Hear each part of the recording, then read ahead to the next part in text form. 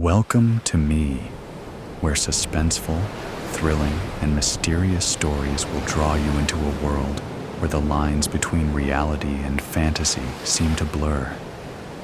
When the night falls, when all the sounds gradually quiet down, leaving only your own heartbeat and breathing, that's when these stories begin. Tensions, unsolved mysteries, moments that will make you hold your breath in fear or curiosity, all are waiting for you ahead. Find a comfortable seat, dim the lights, and let this sound guide you on a journey that is not for the faint of heart. I want each of you to leave a comment sharing where you are in the world. And if you are enjoying the episodes, don't forget to give a like and subscribe to the channel now. Relax. Are you ready? If so, join me in the first story right now. Neighbors. It's been so peaceful without tenants in Unit 37.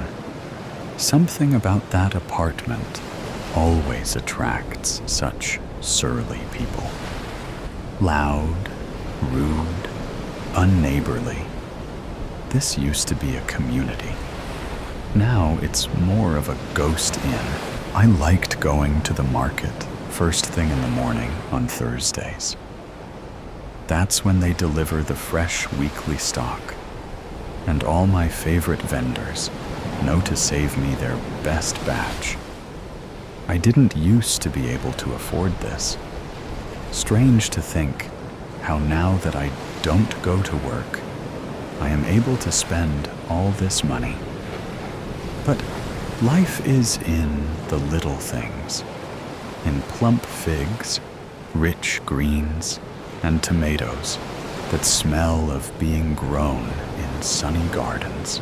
It's opportune that the school gave me paid leave, just like they did with the teachers. I thought they would send me to work in the next county while the school was renovated. I guess funding was improving. I cleaned up after dinner, freshened up, and went to bed. Or rather, the couch. I've gotten used to sleeping on it after long shifts, having to waitress for a while after work. Ends required meeting for a time, and I would just crash in the living room. Nowadays, it's more comfortable than ever, like a warm cocoon, ready to wrap me up, safe and sound each night. I finally slept like a baby. Then there was a bark, suddenly, in the middle of the night. Loud, sharp barking of a dog. It sounded so close, I thought he was right in the room with me. A cold chill ran throughout my body from how much it startled me. I felt my heart go cold. Must be what a surge of adrenaline feels like. I would have thought it would be a hot flash, but I felt frozen. Listening more carefully, I realized it was coming from Unit 37. I didn't see anybody move in. Why is there a dog? Am I hearing it wrong? Drowsiness was overtaking me again. Once my body realized it wasn't in imminent danger. Maybe it's for the best, I thought, and laid back down to sleep. It was a sunny August day. I've gone to feed the ducks at the park pond. It was only 10 a.m., but the heat was already scorching. Right at the entrance of my old, derelict-looking building, I've come across them. Two strong men in white polo shirts, carrying boxes inside. Movers. I didn't speak to my neighbors. Or they didn't speak to me, really. It's useless being friendly to faceless people who look through you. Everyone has enough on their minds to care about anybody else if they can help it. So I don't know anybody here anymore, and I don't mind if it stays like that. At least there was no ruckus. Nobody made problems. I can live with that. As I climbed the stairs to my 4th floor, I saw that my assumption was right. There were a few empty units that anybody could be moving into. Of course, it had to be the Unit 37 right next to me. Then I heard it again. The piercing noise. Barking. Their door was open, the movers going in and out, diligently filling the space, I presume. And my mind seemed to fill just the same. Who were these people? Will the dog bark now, all the time, and disturb my peace? A young woman, maybe late 20s, with wavy brown hair appeared, with the dog on a leash, instructing the movers how she'll be back soon. She gave me a curt nod and swooshed beside me. All right, just the girl. Maybe she's a student, or just a young woman finding her feet on her own.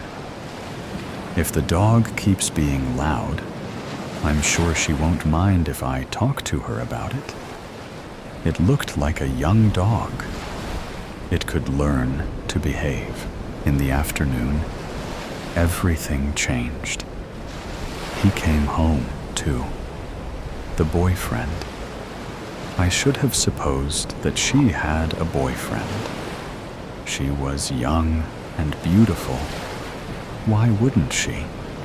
Why he had to be insufferable that I had no answer to. Days that followed passed in turmoil. I am aware it sounds like an exaggeration. They had the right to move in there. They had the right to make life noises, to be. I was the one who had to endure it. I heard every step, every clink of the silverware, every bathroom visit, the TV, and the bedroom, and most of all, the arguments. I had the urge to go to the hardware store and ask to have my walls insulated. I think I could even afford it, but I kept thinking it would be too extreme. They were just a messy young couple. Nobody is perfect. I just wish I didn't have to witness it. On top of everything, it was the dog. If it wasn't for the dog, I think I could have gotten used to the other noises. But the damn animal barked all day and all night. Not all the time, obviously. Just enough to constantly remind you he was there, that they were there. What bothered me the most is that nobody seemed to care at all. As if nobody else in the entire 5-story building with over 30 units could hear him, except me. Did nobody else wake up at 3 a.m. each night when the damn thing shouted? That's how it sounded like, as if he was shouting at someone. Sometimes I had a feeling he was angry at the boyfriend, which is when I sympathized with the animal a bit. I, too, sometimes want to bark at the vile man, but who was he mad at in the middle of the night? When he barked at those times, it felt like he was angry at me, and I hated him for it. It was a Thursday. I've just gotten back from my farmer's market stroll. I never knew when they'd be home. They didn't seem to work a normal job. They'd be home at odd hours, and then gone at even stranger ones. Did they even work at all? Who paid for everything? They never seemed to argue about money. I could hear shouting from the corridors, climbing the stairs. The smell of weed was forever permeating the inside of the building. I detested the smell, but it was simply one more thing I just had to accept and learn to live with since they moved in. I've called the police 12 times in total so far. Loud music, partying, drugs, the dog. The police would come. They would get quiet and not answer the door. The police would leave. That was the extent of the law protection this country provided. Not that I put my faith in them. It was simply the only thing I could do. I tried ringing them, hoping to talk. He would curse at me through the door, and I would run back to my apartment. It was cowardly. At least that's how I felt when I did it. I just don't know what else to do. My entire existence was upended by them. They consumed me. My every waking moment, they made me think of themselves. They woke me up to remind me they were there. I had no escape, no peace, and there's always the dog. Sometimes I think he must feel the same way I do. He too is trapped with them. He can't leave. He can't even pee if they don't feel like getting up and taking him outside. One time, I heard the boyfriend hit him. He must have done his business inside. I pitied him, and I hated him all the same. Today, the dial got turned up a notch. Maybe the pot of gold they've been living off of had run dry. Maybe she cheated. Maybe he had built enough frustration to take it out on her as well. Plates were shattering as I quickly unlocked my door. I dumped my things in the kitchen and, without thinking, on instinct, went to call the police. That's what I was hurrying to do, without even realizing. As it was ringing, I could hear her cry and beg him to stop. Stuff was flying, hitting walls and probably hitting her too. 911, what's your emergency? Yes? Hello? I'm calling about my neighbors. Ah, Ms. Misero. Is it the dog again? Excuse me? You are Miss Misero at Fair Corner 11, correct? Yes, I have you on record here. You have issues with your neighbors. So I only asked if it was the dog again. Isn't that neat? No, it is not the dog. Well, it's the human dog, that bastard of hers. He's beating her. I can hear it through the wall. He's hurting her.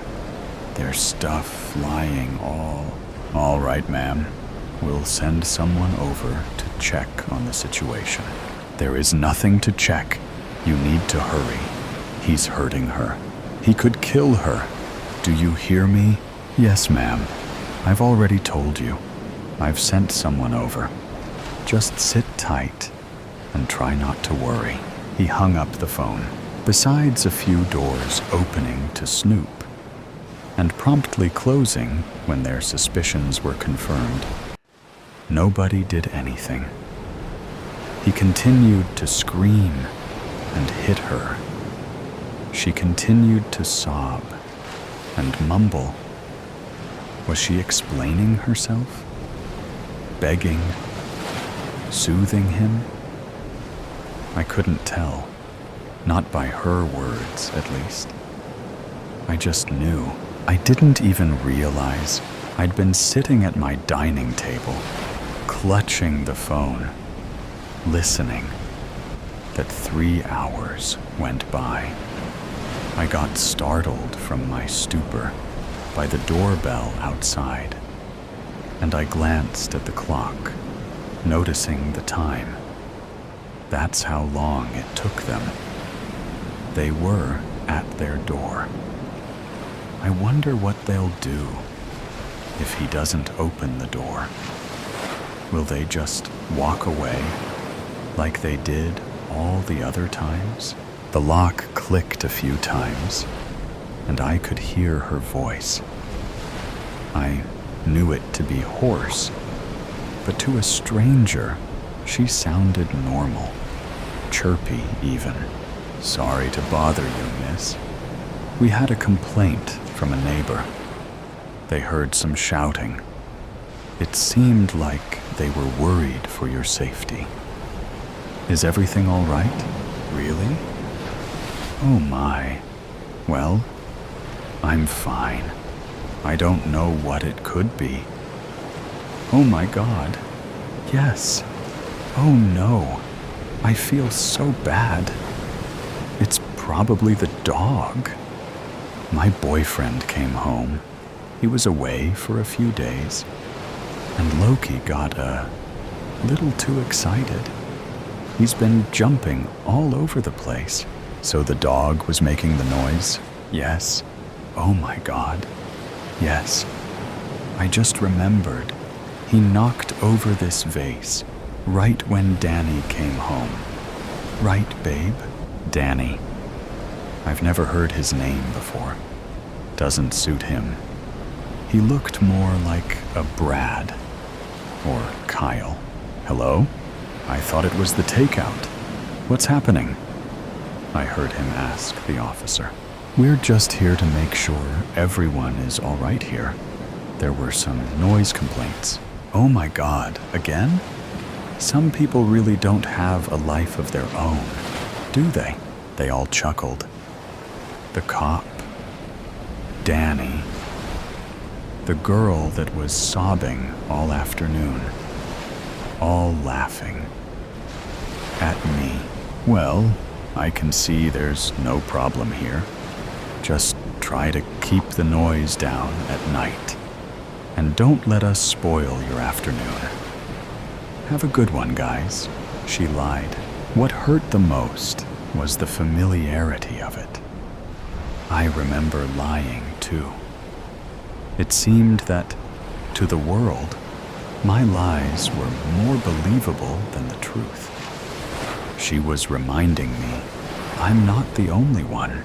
They seemed to be more quiet after that. He left and came back late. She only went out briefly to walk the dog. The next day, I woke up with the intense urge to go to the park. I needed to see the pond. I dreamt of the water, the peaceful green vastness. My ducks. Do they remember me? I bet they would like anybody who brings seeds and lettuce, not just bread. I had to go to them, gathering my things. I went to leave, locking up my door. She just got out too, at the same time. Our eyes locked.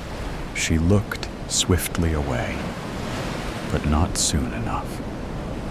I saw the bruise covered by a thick layer of foundation.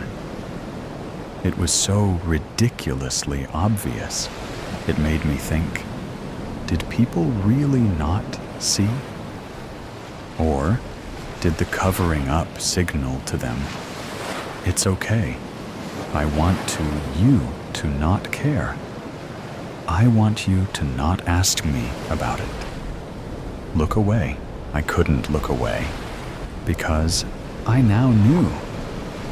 I was sure that cop knew too. Hello? "Oh, hi," she answered reluctantly. "Off for a walk?" "Yes." "Sorry, by the way. Loki barks at night. I know. I can't get him to be quiet. He notices the pigeons sleeping on the ledges of windows and goes bonkers. Yes, we can talk about the dog, but we can't talk about the man. I'm going to the pond. I feed the ducks sometimes. Would you like to come with me?" "Oh, that's so sweet." But no, sadly, as I said, Loki only sees birds as snacks. She looked like a girl when she smiled. "I see. I could come to tea later. If you're not busy, I'd be delighted." I remembered I had no tea at home. So instead of the pond, I went to the store to get some. The ducks can wait. I made them no promises. I sat around anxiously, waiting for her. Will we be honest? Will she even show? The doorbell rang. We sat, sipping my new rose and hibiscus tea. She chatted about looking for work. She had a degree in economics, a very male-dominated field. She didn't have any girlfriends. She was isolated. So much so, I gathered, that the loneliness made her befriend her strange, middle-aged neighbor who called the police on her all the time. "So, your boyfriend works then?" I pried. "No, actually. He didn't go to school, so he has some savings from a previous job. We decided to live off of those while I look for a good job. We're thinking maybe when we have a family, I could then stay home and he would go back to work. That way, we both have some free time." "You expect to have free time when you have a baby?" I blurted. I shouldn't rock the boat. There was another, more pressing matter I wanted her to hear from me. "I guess you're right. I hadn't thought of it that way. Well, however it ends up being, we're both unemployed for now. Why isn't he looking for a job, then? Same as you. I told you. He wants to have some free time while he can, to find himself. He did work his butt off for 4 years, you know. He earned it. Do you think he earned the right to do that too?" She instinctively covered up her cheek with her hand. "You see it? Anyone with a pair of eyes can see it. He's not always like that, you know. He's actually really loving. And funny. He hits you." She paused. "Yes, you know you need to leave him." "I can't. He pays the rent. You'll find a job. You don't need him." "I can't." I held her hand in mine. She jolted at my touch, yanking her hand away, with tears in her eyes, looking almost scared. "I'm sorry. I don't mean to upset you." She just stared at me with a strange expression. "I know I shouldn't be saying things like that. You don't know me, and you don't need advice from a woman you just met." Why are your hands so cold? It's so warm in here." "My hands?" I was perplexed by her question. That's what she's focusing on now? The temperature of my hands? The souk stared to bark from the inside of her apartment. She sighed. "I should go. I think I even left the window open. One of these days, he'll actually catch a pigeon or something." Our discussion now completely deflected to unimportant matters once again. I had to let it go. "All right. Tell Loki I said he needs to be a good boy." "I will." The boyfriend must have come home, and the dog got out of their apartment. Before he could catch him, he ran inside my own. as she went to leave. "Loki, come back." They both went after him. Loki made a straight line for the door of my bedroom, barking insistently and pawing at the doorknob. They almost dragged him away when he made the final jump, opened it, and nosed his way in. He barked and barked and barked. I felt like it lasted for hours. I just kept watching the two, standing at the wide open double door, not turning to me, not calming down the dog. They just stood and stared.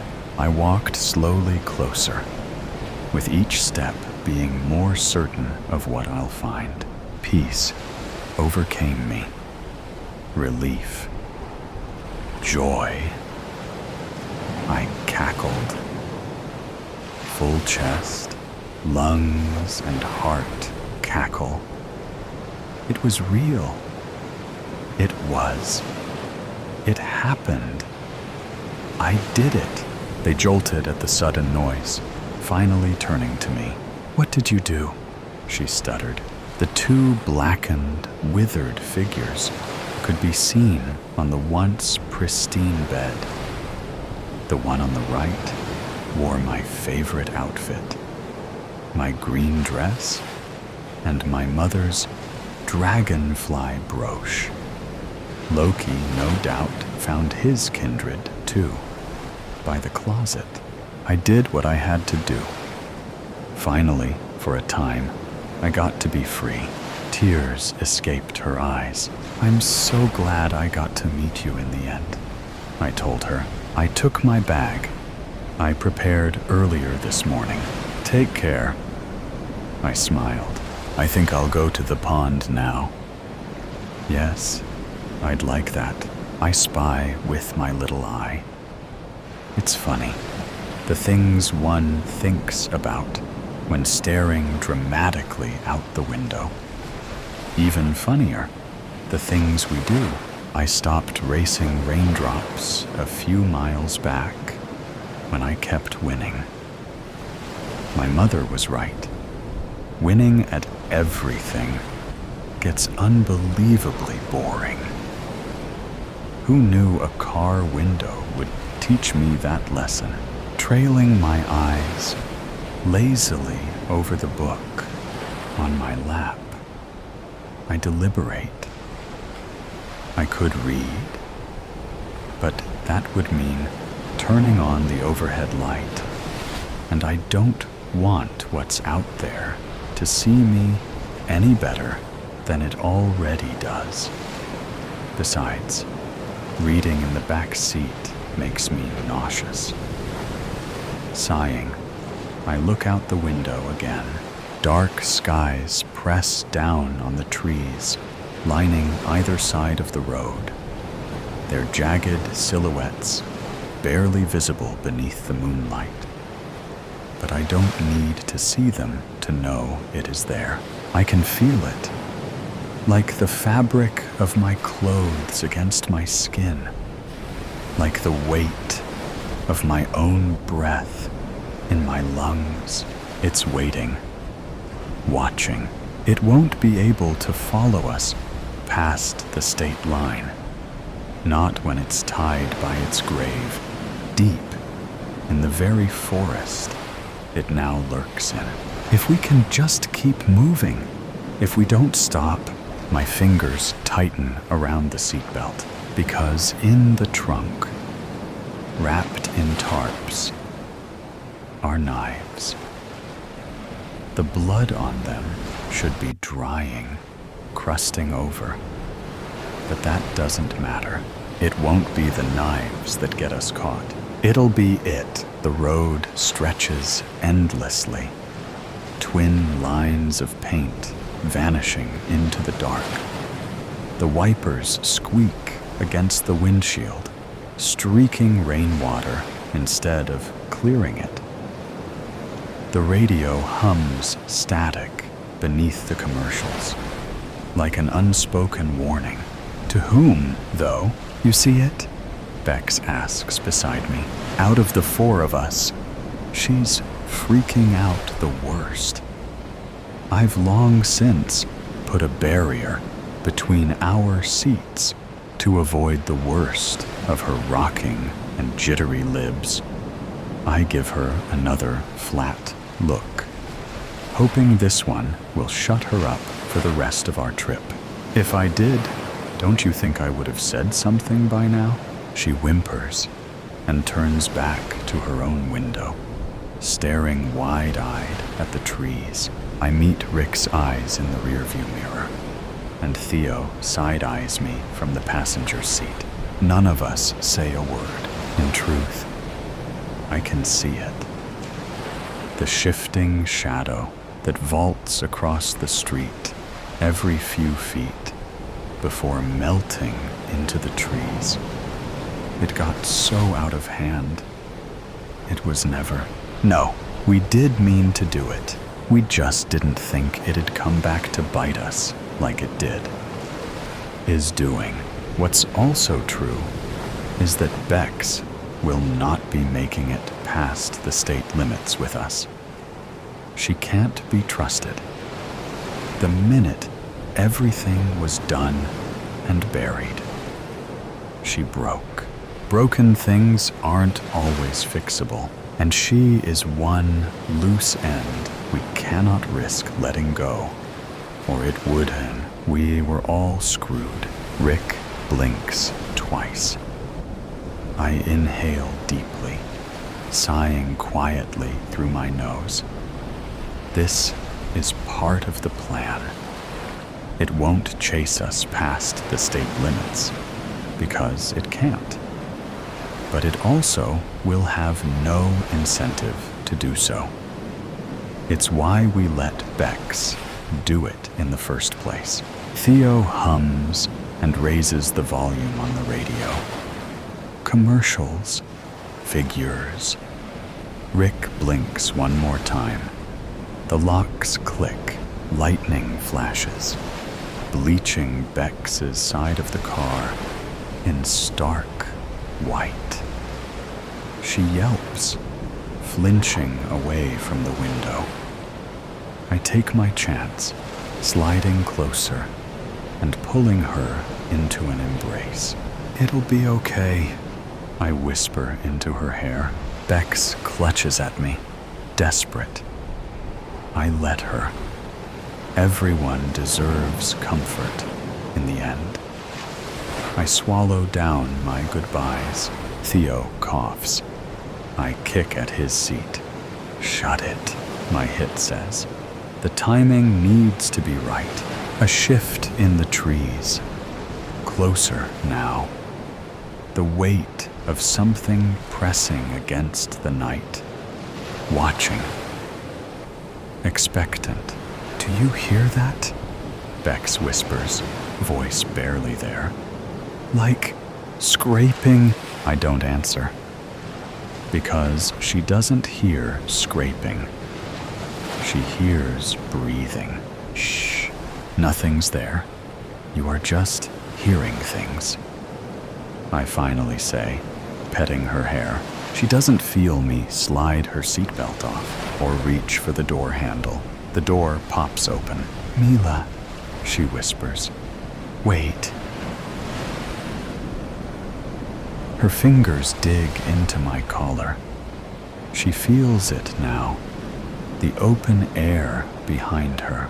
Too late. I pry her hands off me, using the impulse to send her flying out of the car. Sorry. I squeeze her one last time to make the hard push on I give her. Bex screams. Her arms flail, desperate. For the door. For me, for anything. Her fingers catch on the seatbelt, all in vain. She tumbles, hitting the pavement in a mess of limbs. I should look away, but I don't. It roars. I turn just in time to see it pounce on the prone body on the road. through the rear window.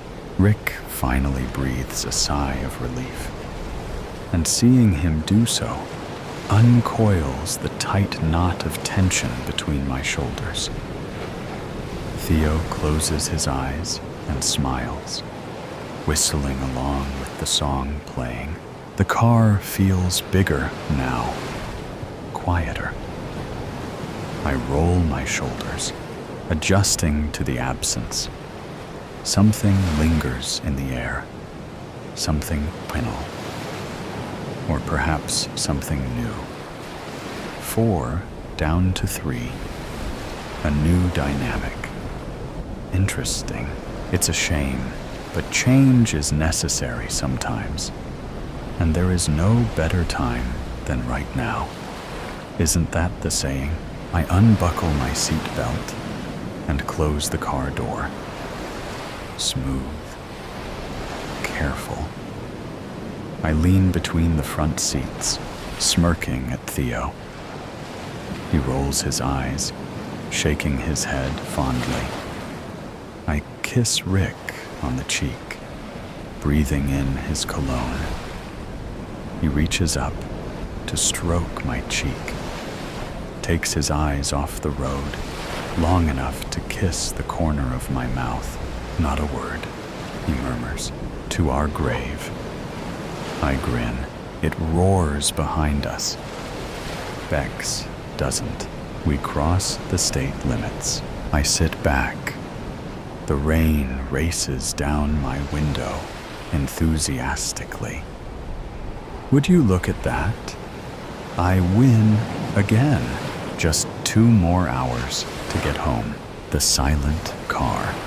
Sarah slid through the closing subway doors, just in time, glancing through the windows at the platform, happy to be heading home. The soft chime alerted the passengers that the train was leaving her stop. She sunk into the closest seat, feeling the cold plastic chill her legs through her jeans, sighing as she rubbed at her tired eyes with her palms. It felt good to finally sit down after such a long day. Her body lurched gently as she was transported through the underground tunnel. She had a long ride, even with the trains running express after midnight, and all she wanted to do was sleep. Her usual routine involved reading books to stay awake on her commute home. But even holding her book felt like too much work tonight. The car was silent, but there were more people than she would have expected. There must have been some kind of event, because usually the only other people taking her subway this late at night were the kind that you had to worry about. But they looked like regular people, just a few stragglers making their way back home. Glancing around, she noticed the other passengers were seated quietly, probably just as tired as her. Their eyes were fixed blankly ahead on the seat in front of them, or watching the dark, steady blur of the tunnel pass by outside of the train windows. Sarah settled in for the long ride, slumping deeper into her seat. She opened her book, staring intently at the first paragraph. She willed the comprehension of the words to come to her, but the words just looked like symbols, refusing to form meaning in her brain. Sarah sighed, closing her book again. She glanced up, making eye contact with a middle-aged woman across the row. Automatically, she turned her gaze away, but something felt off. The woman was still looking at her, gripping a handbag on her lap. Sarah snuck another peek wondering what this lady's problem was. Her eyes were open, but she was staring past Sarah, at the space where she sat, motionless. Feeling uneasy, Sarah leaned forward slightly. Are you okay?" Sarah called out gently. The woman looked like a statue, not blinking or moving. Its urgency cut through Sarah's tiredness. No response. Sarah felt her cheeks get hot, as she tended to flush red when she was nervous. This was weird. In a bad way. She turned to the next person she could see, finding a college-aged young man beside her. He wore baggy jeans and had a big pair of earphones around his neck. His eyes were fixed forward with the same vacant stare. Her voice shook now. "Hello?" A cold sweat flashed across the top of her lip. She swiped at it as she stood abruptly. The book that had been in her lap tumbled to the floor. Panicked, she made her way to the next person. She checked passenger after passenger, professionally dressed men and women, younger-looking students or interns, even a woman with a little dog on her lap. Horrified, she found that the dog was frozen too. She started with polite taps and a low voice, and built up to violently shaking shoulders, pleading for someone to just say or do anything. She dreaded the same look on every face, present yet utterly absent. The lights were all on, but no one was home. The subway hit a turn, and Sarah was propelled sideways.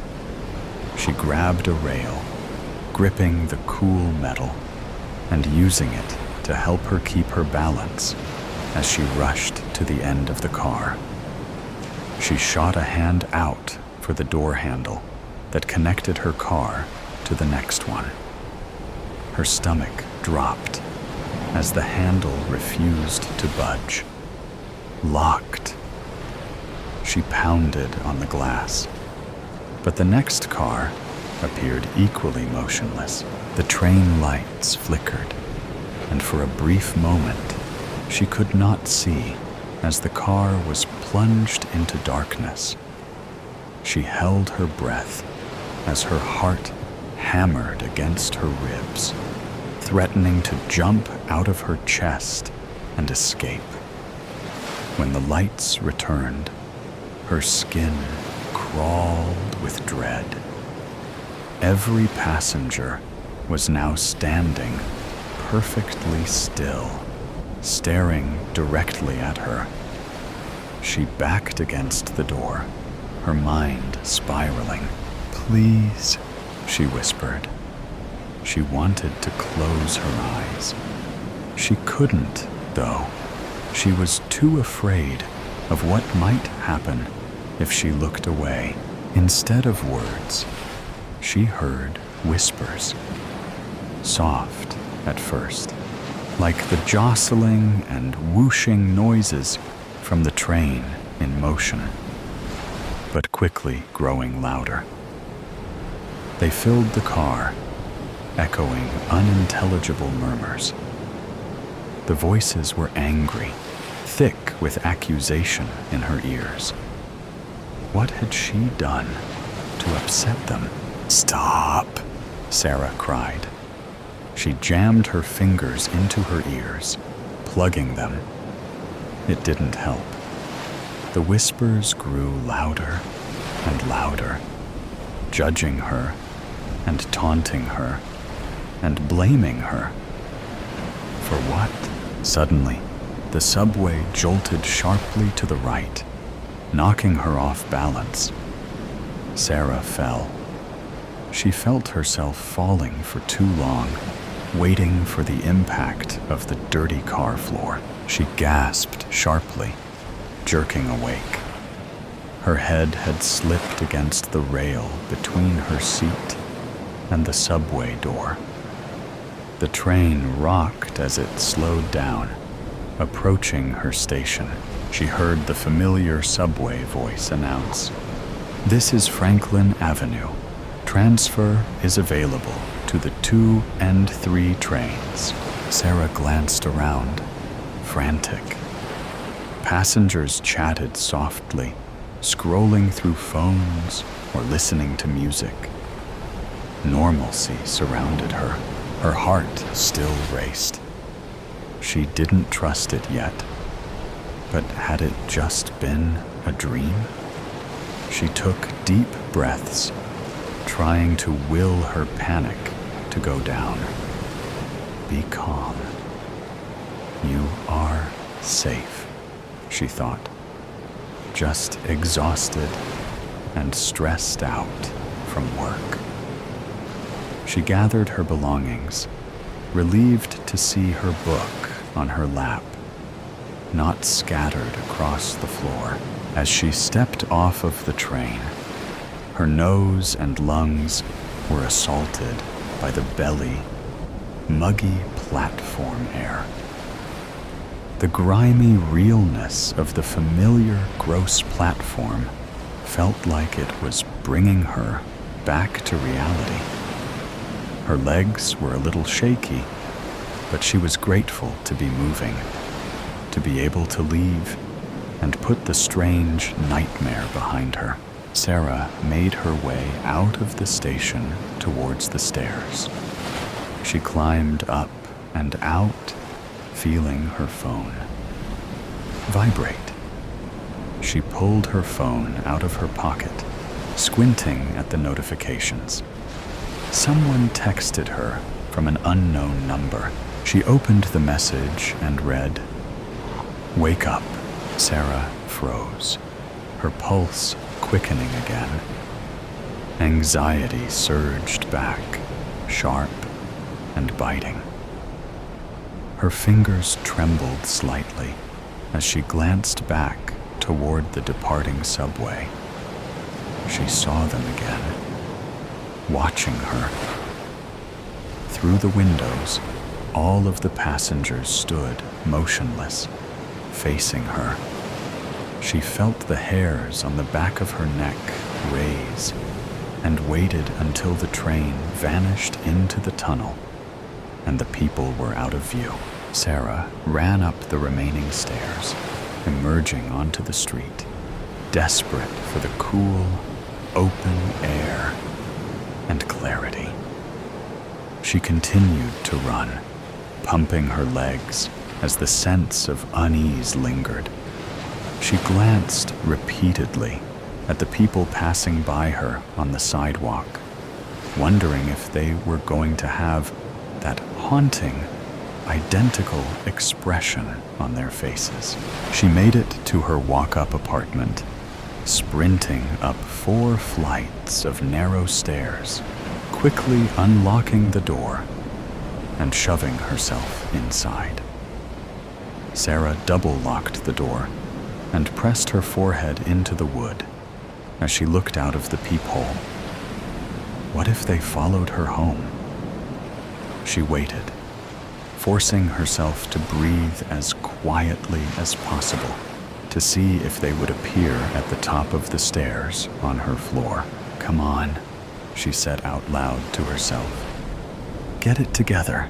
She opened her phone again, rereading the unsettling message. "Wake up," she typed back cautiously. "Who is this?" The reply was instant. "You know who. You saw us."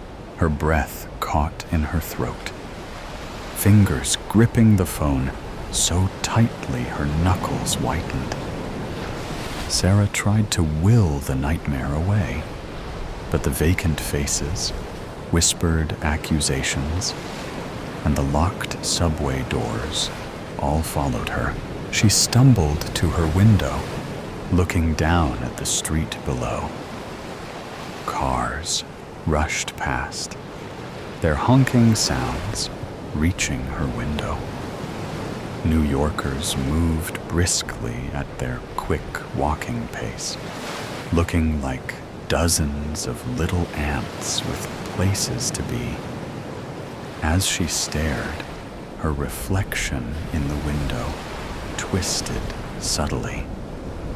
For a split second, her own eyes stared back, wide and vacant, mirroring the subway passengers. Sarah gasped, jerking away from the glass. She collapsed heavily on her couch, pressing her shaking hands into the cushions to try and ground herself. There's no way that was real, she told herself. Her vision was tunneling, blurred by exhaustion and fear. Her breathing came manually. In and out, she willed herself. In and out. In and out. In and to the end of the line. When I was a child, I loved trains. Pretty typical little boy enchantment, I think. Wooden tracks and tiny metal wheels, 100 different configurations across my bedroom floor, with the train track pattern carpet. We lived in the countryside, and the trains only ran through the city, so seeing the real thing on a rare outing was like Christmas and birthdays combined. I remember even when I got older that my mother and I would stop at the side of the footpath to watch as they shot over the tracks. I never liked Thomas the Tank Engine, though. The faces creeped me out. I'm mostly neutral about trains now, I think. Adulthood makes you neutral about the things that excited you in childhood, or they encourage you to act like you're neutral about them. I started taking the train daily in my second year of university, and I guess it lost some of its shininess, but I was never as miserable with the journey as some of my fellow commuters. If I had to sit for 40 minutes either way, might as well spend it on a speed-smooth train, watching the landscape shoot by like I'd imagined as a kid. I can't say there's a lot of joy in it today, even if it seems a little fitting in some ways. Beginning and end, you know. A child dreaming of trains, and an adult booking it to the fastest one possible.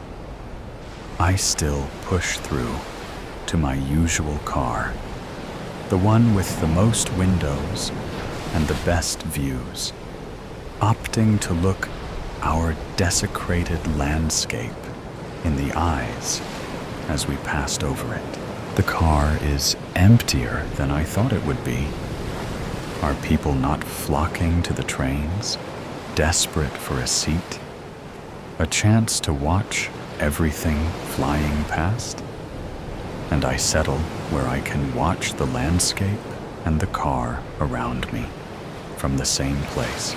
I rode to the end of the line once, when I had first moved to the city, and just wanted to quietly indulge that train-loving child still in my chest.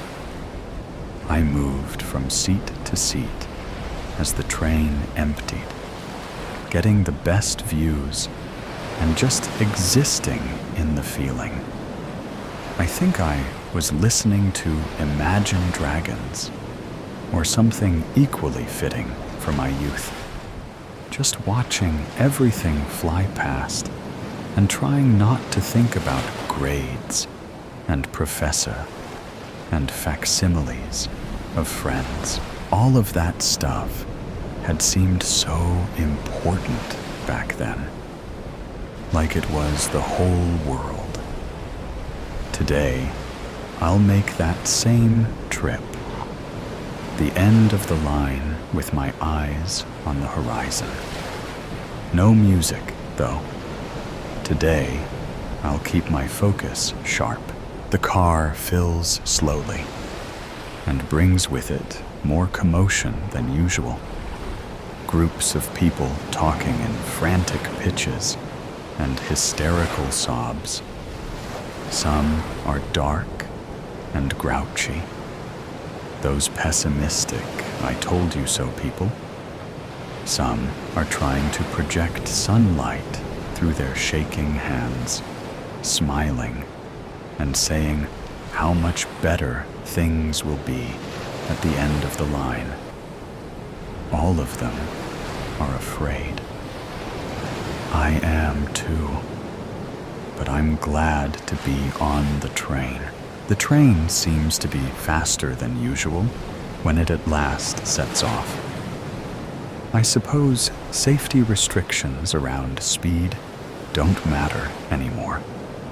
It's still safer than off the train, and there's less to worry about when nothing is coming in the other direction.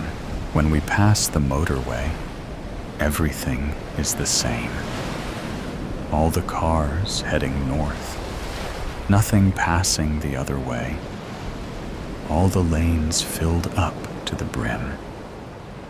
Those are the people who couldn't leave a thing behind, who filled their seats with books and family heirlooms and nice coats.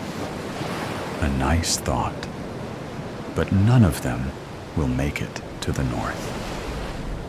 That's what the men across the car are saying, shaking heads to hide their shaking hands. We ride for maybe half an hour before someone spots them. It starts with gasps of horror among friends, pointing and screaming. Then a child crying uncontrollably in one of the further cars. There are packs of them on the highway, stopping the cars and creating barricades to capture as many drivers as possible. A few of the trucks and four-wheel drives manage to push their way off the asphalt and rattle down onto the grass, careening wildly into any direction that is away, for any dwindling possibility of safety. Some of them make it, but even then, that's only for now. We've seen enough now to know that the carnage will only grow. We all know that the North isn't going to be safe for much longer either, but trains are good for running. We can leave it behind for a little while.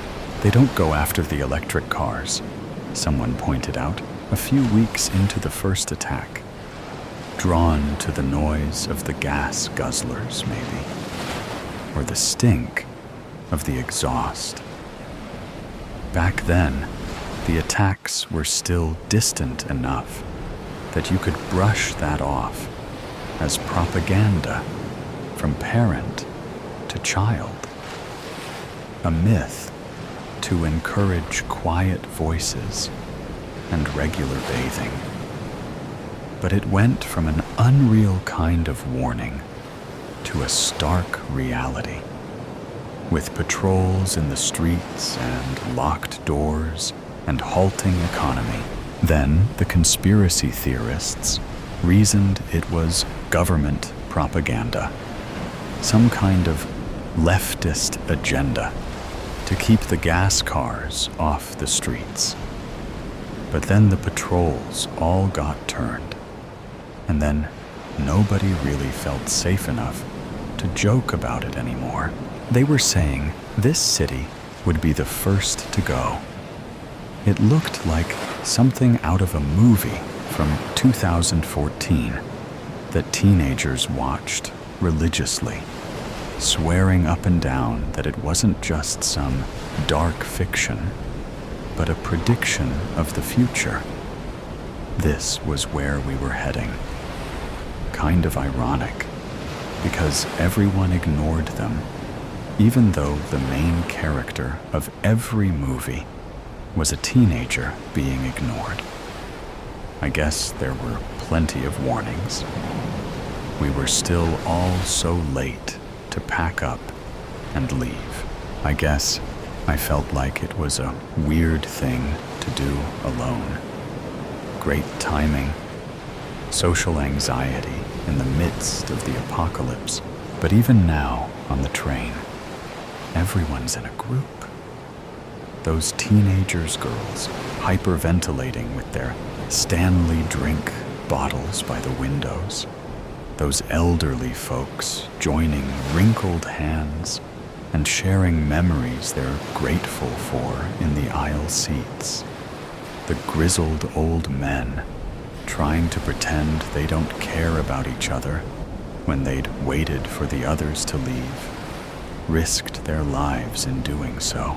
They're always in groups in the movies too, even if only so one of them can get infected and traumatize the rest of them. Maybe I shouldn't have moved so far away. I would at least have my mother then, probably disturbingly nonchalant about the whole deal. As infected numbers grew and showed in increasingly graphic fashion on the evening news, "They won't get us," she would be saying, maybe doing some knitting or embroidery or something equally casual. "They're still people," I would say. My train sets wouldn't be out anymore, but I'd still have them, tucked into an old wooden chest. Maybe I'd be sitting on it, gravitating to them as I gravitated to everything from childhood. And when it came to the north, when the screams were heard without turning on the TV, I wondered if she'd show fear then, or simply lock the door and light the fire. I probably could have unlocked the door with black in the whites of my eyes, crawling up my veins, sobbing hideous ichor as the infection twisted my brain, begged me to find a new vessel, begged me to become that which I'd been running from. She would be too stubborn to run then. I would tell her that it wanted me to kill, wanted me to submit and drag down whoever I could.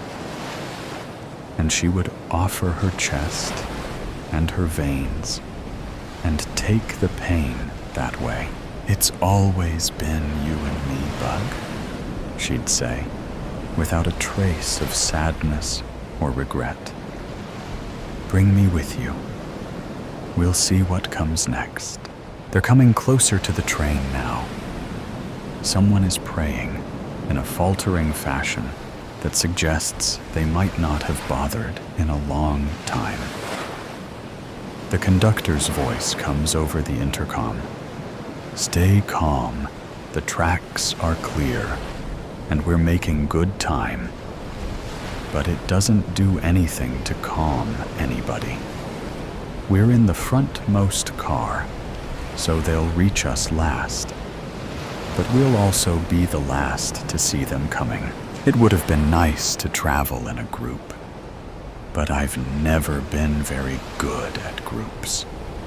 Nobody ever feels the same as you about everything, which means that everybody sucks at least a little bit.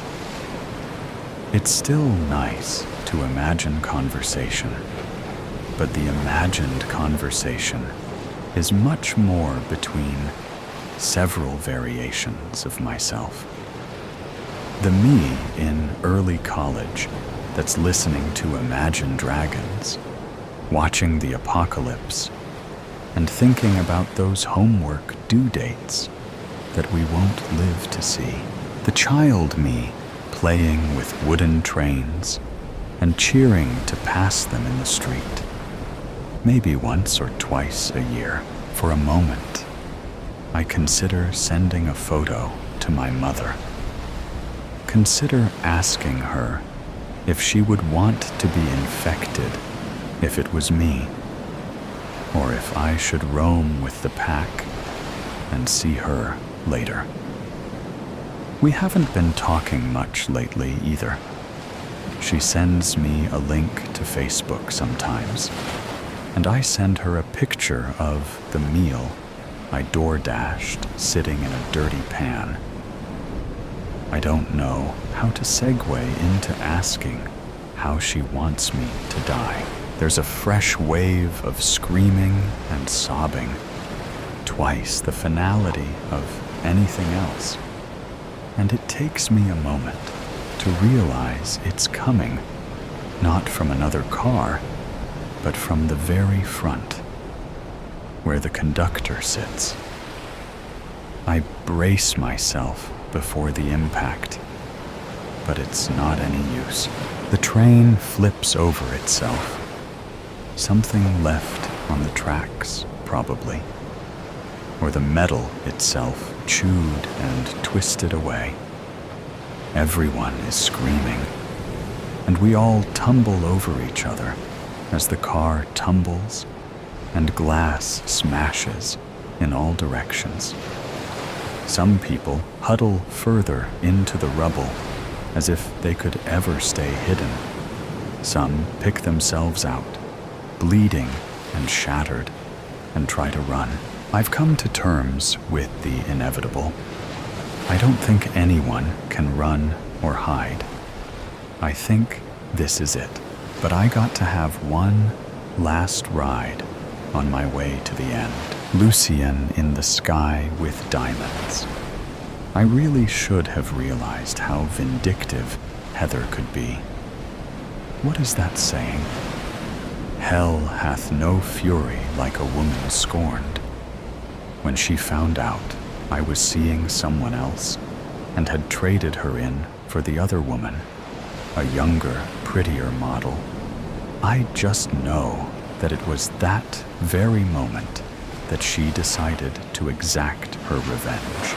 Unfortunately, Heather knows all of my secrets, including the biggest one of all, the fact that I am a world-renowned jewel thief who has recently completed one of the largest heists of the century, the theft of the Weatherby diamonds.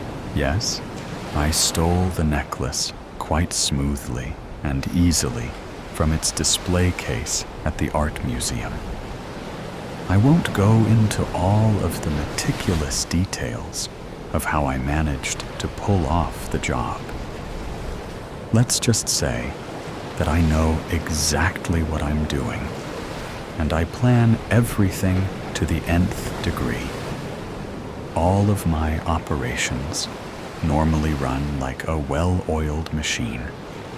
That is, if no one interferes with my flow.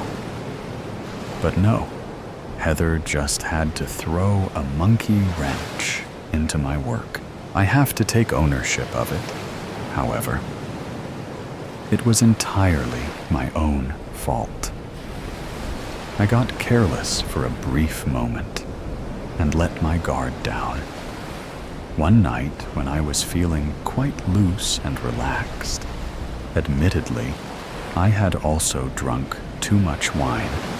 I had bragged to her of my prowess as a jewel thief. I probably also promised her the moon and stars at the time. Later, of course, when I dumped her, she used that information to cook my goose. I just know that she squealed on me and is responsible for my current predicament. I am now on an Air France flight, ready to depart to my native Paris, sweating like a pig because I'm afraid that I've been spotted by the cops. I just know that it's Heather who told. Why else would I be targeted this way? I have always been one to remain incognito, to fly under the radar, so to speak. Thus, the only logical conclusion I can arrive at is that she is the one who turned me in. Now the cops are surely out to get me. They are at this very moment rapidly approaching my seat. The Weatherby diamonds are set with precision into a choker valued at several $1 million.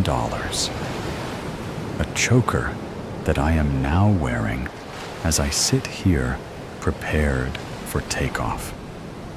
The necklace is currently living up to its name. It is choking me under a somewhat baggy black turtleneck. I despise turtlenecks, hate the way they press up against your neck. I opted for the loosest turtleneck possible, but it still presses up uncomfortably against my neck. The combination of the choker necklace and the turtleneck are almost more than I can bear.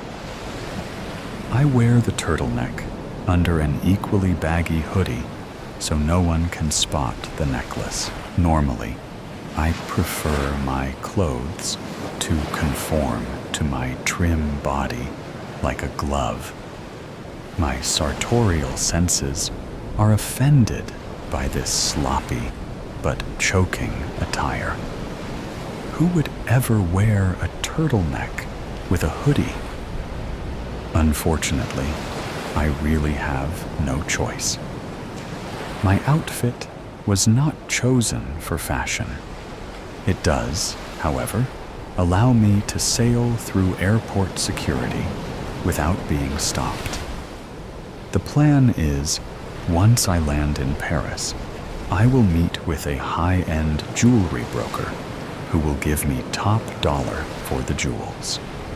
I will be for life.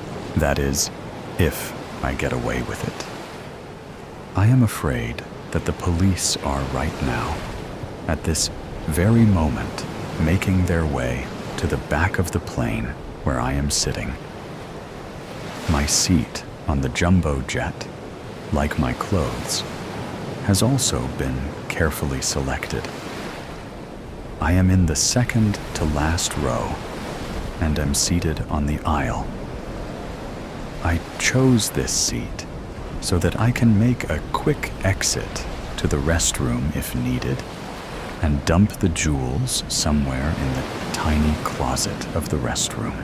We haven't taken off yet, and the flight attendant has just made the standard announcement about how we need to remain seated with our seat belts on and our trays in the upright position. Right after she says that, I spot the blue uniformed policeman making his way back towards me. With no time to waste, I disregard the stewardess's explicit directions and quickly shove my tray to the upright position. I then dash inside the tiny cubicle of a restroom before anyone can stop me. I shut the door firmly and pull the lever to lock the door. I really need to find a hiding spot for the necklace. I can't afford to be caught with it. I don't want to flush it down the toilet. I would be, in effect, flushing all of my hopes and dreams away. Instead, I need to stash the necklace somewhere so I can somehow later retrieve it. I quickly pull my hoodie off, followed by my turtleneck. With fumbling fingers, I fiddle with the silver clasp until the necklace falls off into my hands. Next, I carefully place the necklace in the paper towel dispenser behind the wad of folded paper towels. As I do this, my heart racing, I hear a sharp knock on the plasticine door that folds in like an accordion. "Monsieur?" the flight attendant inquires.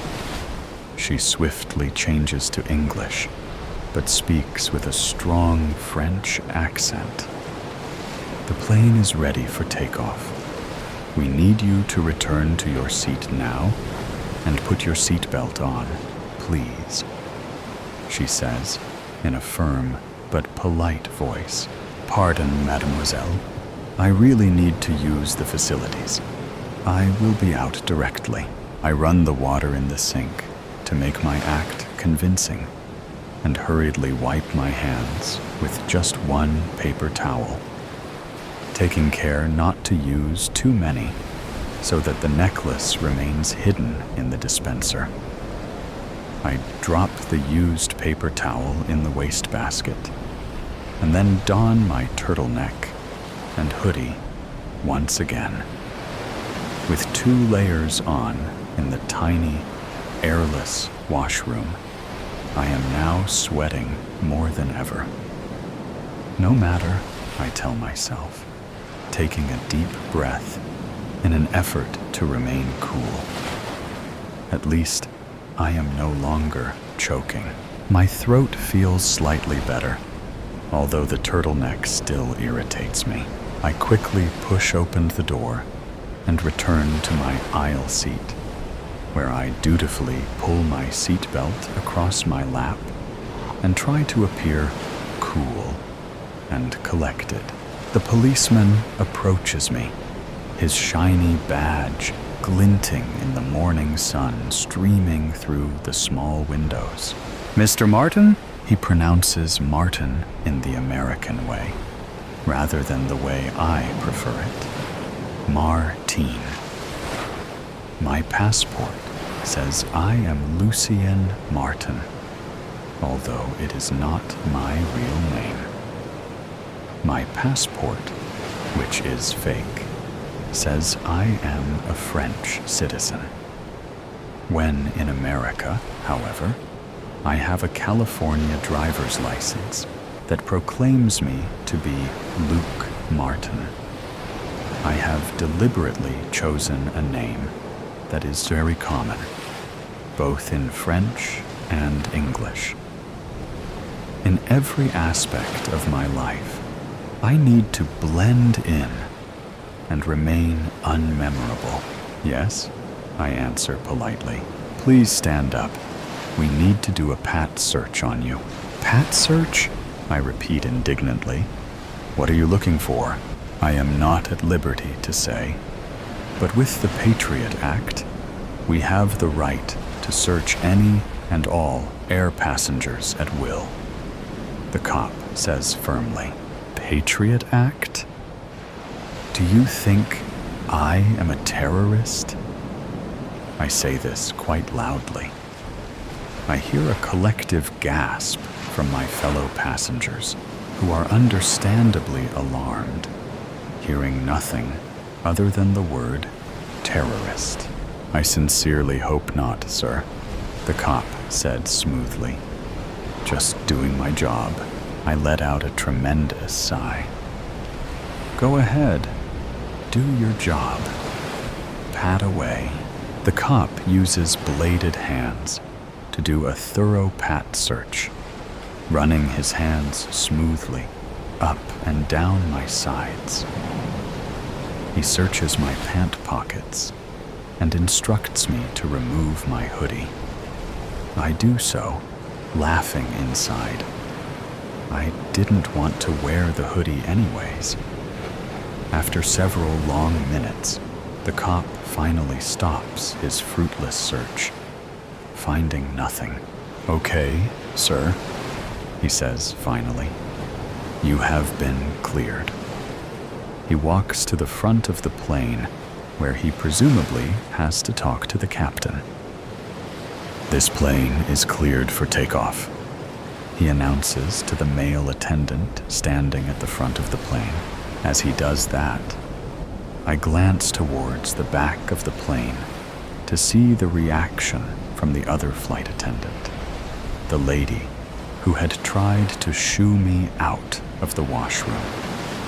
To my surprise, she quickly enters the washroom and pulls the door firmly shut behind her. My heart sinks.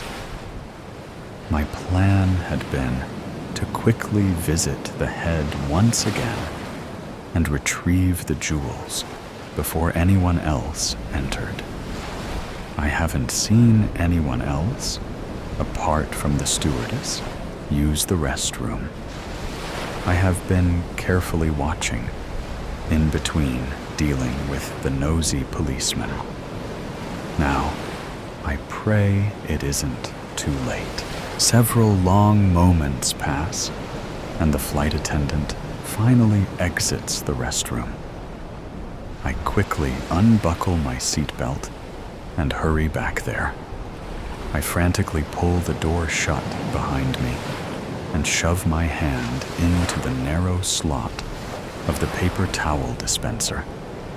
I feel around with my fingers, my heart sinking. The necklace is gone. With shaking hands and fury coursing through my veins, I return to my seat. As I do so, I catch sight of the petite, blonde flight attendant who had entered the washroom before me. She gives me a Mona Lisa smile and tells me once again that I need to buckle my seatbelt and prepare for takeoff. I smile back and raise my eyebrows at her flirtatiously. "Certainly, mademoiselle. I'll buckle up right away. I can hardly wait to get to Paris." "But of course," she responds in her charming French accent. "Paris is the city of light." I vow to myself that once I reach Paris, I will tail the flight attendant and somehow try to overpower her, either by brute force or with my relentless charm. A gentleman jewel thief's job is never done, I tell myself. I need to retrieve the diamonds at all costs. They are my ticket to the good life.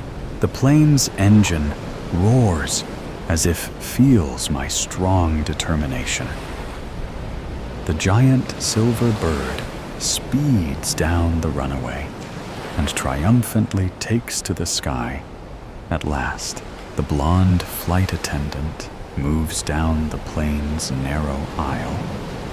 She turns her head back towards me at the last moment and smiles mischievously. Mona Lisa no longer. "I hope you enjoy your flight, monsieur. Bon voyage." January 21st. It was another one of those days. The rain was pouring down like iron sheets. The train had come half an hour late, and I had lost my wallet in the station bathroom. In moments like these, you truly wonder whether a higher power was out to get you. When the train finally pulled up at 1:30, I glared it down. Most people would have been blown away by the pristine white sheen, the unnatural silence of the engine, or the blast of sub-zero aircon that streamed out of the open doors. But not me. 21 years of life had taught me enough about the world. I trudged onto the carriage at the end and plopped myself down on the backmost seat. If I had been just 10 years younger, no, even 2 months younger, I might have enjoyed the richness of the leather or the antique smell of the wooden armrests. But I wasn't the young fool that I once was. As we slowly pulled out of the gloomy building, I finally let out the breath I had been holding in all day. I knew where I was going, of course. I knew what I was going to do. Even without the map pasted on the chair in front of me, I knew the name of my destination in my bones. Sunset Station, where my path ended.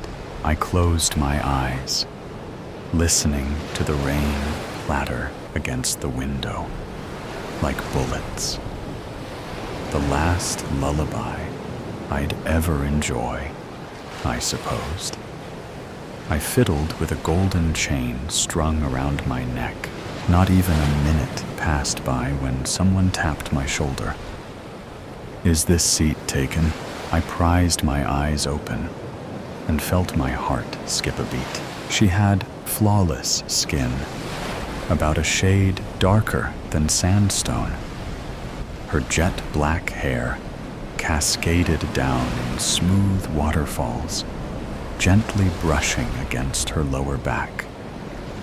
They formed a loose curtain over her chocolate eyes, which glittered like galaxies. A burgundy jacket was draped over her shoulders, the velvet seeming softer than cat fur. Her nails were dabbed with a light layer of wine nail polish, complementing her lips. Something about her seemed oddly familiar to me, even though I'd never met her before. "Is it taken?" she repeated.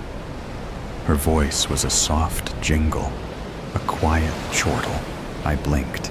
No, I let out a tiny groan when she plopped herself down, the smell of vanilla following her. The one thing I didn't want to do was engage in conversation on the tail end of my journey. So of course, it was the first thing that happened. We sat in silence for a while, the pinging of the bullets of rain making the only sound in the carriage. I glanced out the window and heaved a sigh.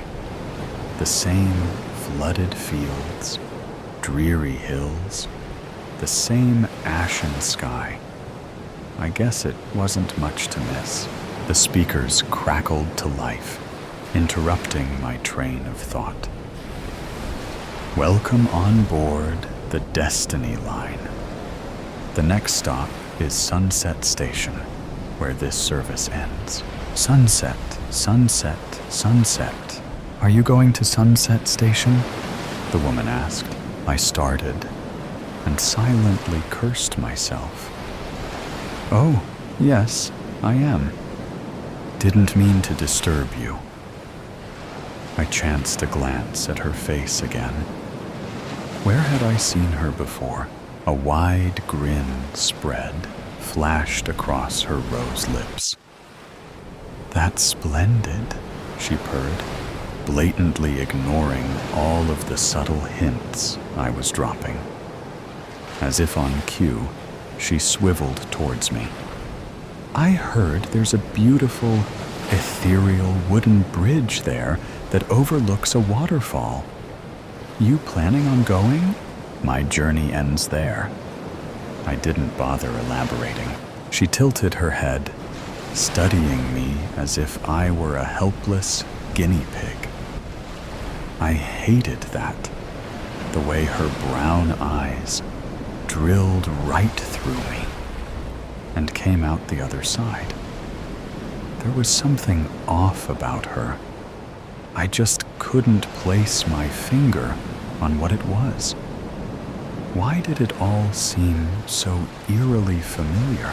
"So you have gone there before," she pressed, her breath the sickening smell of peppermint. "Surely you must have gone there with someone else." "Yes."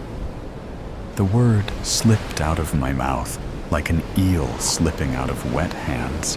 "How delightful!" she exclaimed with a sharp giggle. "I did too." "Who did you go with?" The question was a wrecking ball. Who? Her voice was a gong, the words, the beats ringing in my mind. My fiancé. Her stare was like a magnet, drawing out the words from my lips. Or, at least, she was.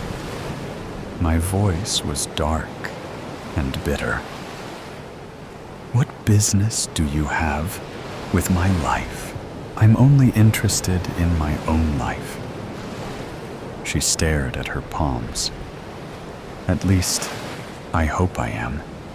Something happened to me, and I need your help in making sense of it. That struck a chord with me. I'm sure you loved her, as I once did to my boyfriend. She was the fire to my ice, the black to my white, the day to my night, the sun to my moon, the joy to my grief, the good to my evil, the hope to my grief, the solace to my rage, the life to my death. We were worlds and eons apart, but we were perfect together. Every second I spent with her was an hour of paradise. The ground she stepped on was kissed by God. She was my Polaris when I was sailing across the ocean of my life. A single teardrop crept down my cheek, the hot scar of the past. She's dead now. Since when? Since 2 months ago. Died in a tragic accident. I coughed and started fiddling with the chain again. Something flashed in the woman's eyes. Car crash, shattered spine. Her voice sounded like an autumn breeze, hiding the cold of winter in the warmth of summer. Dead in the night of the 21st of January. Each word she spoke sent flashes of red across my vision. Gray Malibu came out of nowhere. Yeah? I narrowed my eyes at the woman. How did you know? My boyfriend knew someone who died on the 21st in a car crash as well. She cleared her throat. How did you meet her? At a university. We both majored in criminology. We matched each other's cautiousness and prudence. And you studied in criminology as well. Met him when I was an undergraduate. It's funny, really, how similar our two stories are. It truly was. She turned to me again, scanning me up and down. What aren't you telling me? What do I have to tell you? The real question is, what aren't you telling me? Sighing, she murmured, I'm trying to find out why my life took a turn for the worse 2 months ago. And now, suddenly, this morning, I woke up to find that no one knew me, and the world's colors were bleached. So please, I need your help. Her lips were truly interesting. The way they pursed. They were perfectly arched, like Cupid's bow. Where had I seen them before? What do you need my help with? On the day of the accident, what were you feeling? Grief. Are you sure? What kind of question is that? Of course I was. Again, are you sure? What are you implying here? I spat, clenching my fists. I hated her so much then, the way she never flicked her eyes off of me for 1 second. What I'm saying, she continued, is that you and I both know that you felt something else that night. Guilt. Her voice was the buzz of a beehive. I doubt most people would have liked it. I swear, though, I heard it somewhere before. In the distance, the train began to whistle. I chanced a glance out the window. The rainy plains had been blotted out by a black tunnel. The Stygian wall was a nice reflection of my mind, I suppose. All aboard the Destiny Express. Yes, I snarled. I felt guilty. I felt guilty because we'd been arguing right before she ran out of the house. I tried to call her back. She didn't even look. Before she dashed across the road, something clicked inside my head. But you knew that already, didn't you? Goosebumps spread across my arm when she nodded. The hazy puzzle was slowly getting clearer. What were you arguing about? Why would I think it would be better for both of us if you stop hiding the truth, she interrupted. So, I'm going to ask again. What were you quarreling about? I'm sorry. Those deep, brown eyes weren't galaxies. That was my mistake. They were black holes, sucking in everything. I was confronting her about what I saw that afternoon. My voice was black ice. I came home early, and I discovered that there were 2 other people in the house, being intimate with each other. The man, I still don't know who. The woman? Well, needless to say, I did know who it was. I shuddered. She nodded again, slower this time. What did she say to you when you confronted her? That I didn't really love her? That I never really did? That I was exploiting her for money? Were you? Well, I filched the occasional penny or 2. I winced under her glare. Fine. I forced her to pay for my tuition fees. She has so much money that she doesn't know what to do with it anyhow. Might as well put it to good use. I toyed with my golden chain again. The woman didn't seem to agree with me, but she moved on. All right. I think you've helped me clear up a lot of problems now. Before I could heave a sigh of relief, she continued. But there's still one last question I want to ask you. What could that be? I started rubbing my fingers against the golden chain.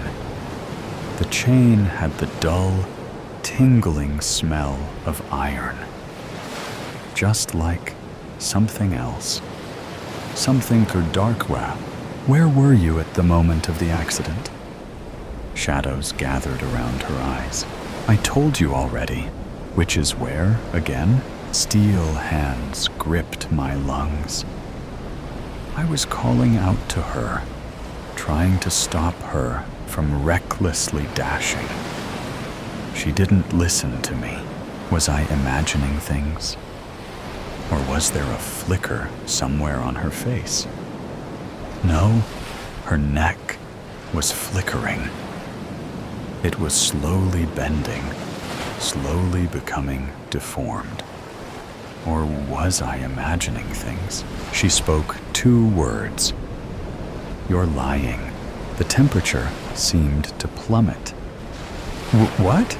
You're lying. You know it in your heart. You've known for 2 months. Oh my.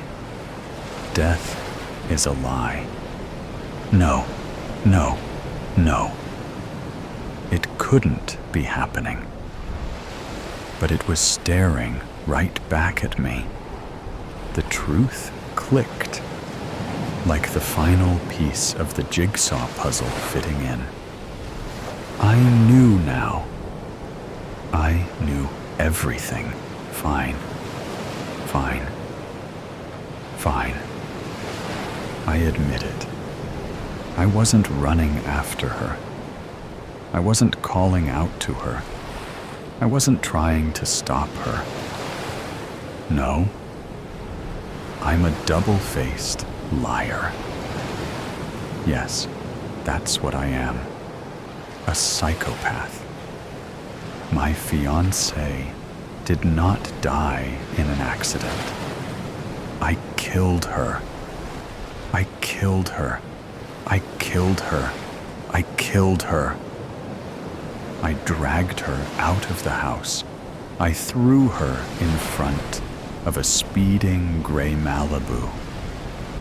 Oh, I watched her die. I knew it in my bones.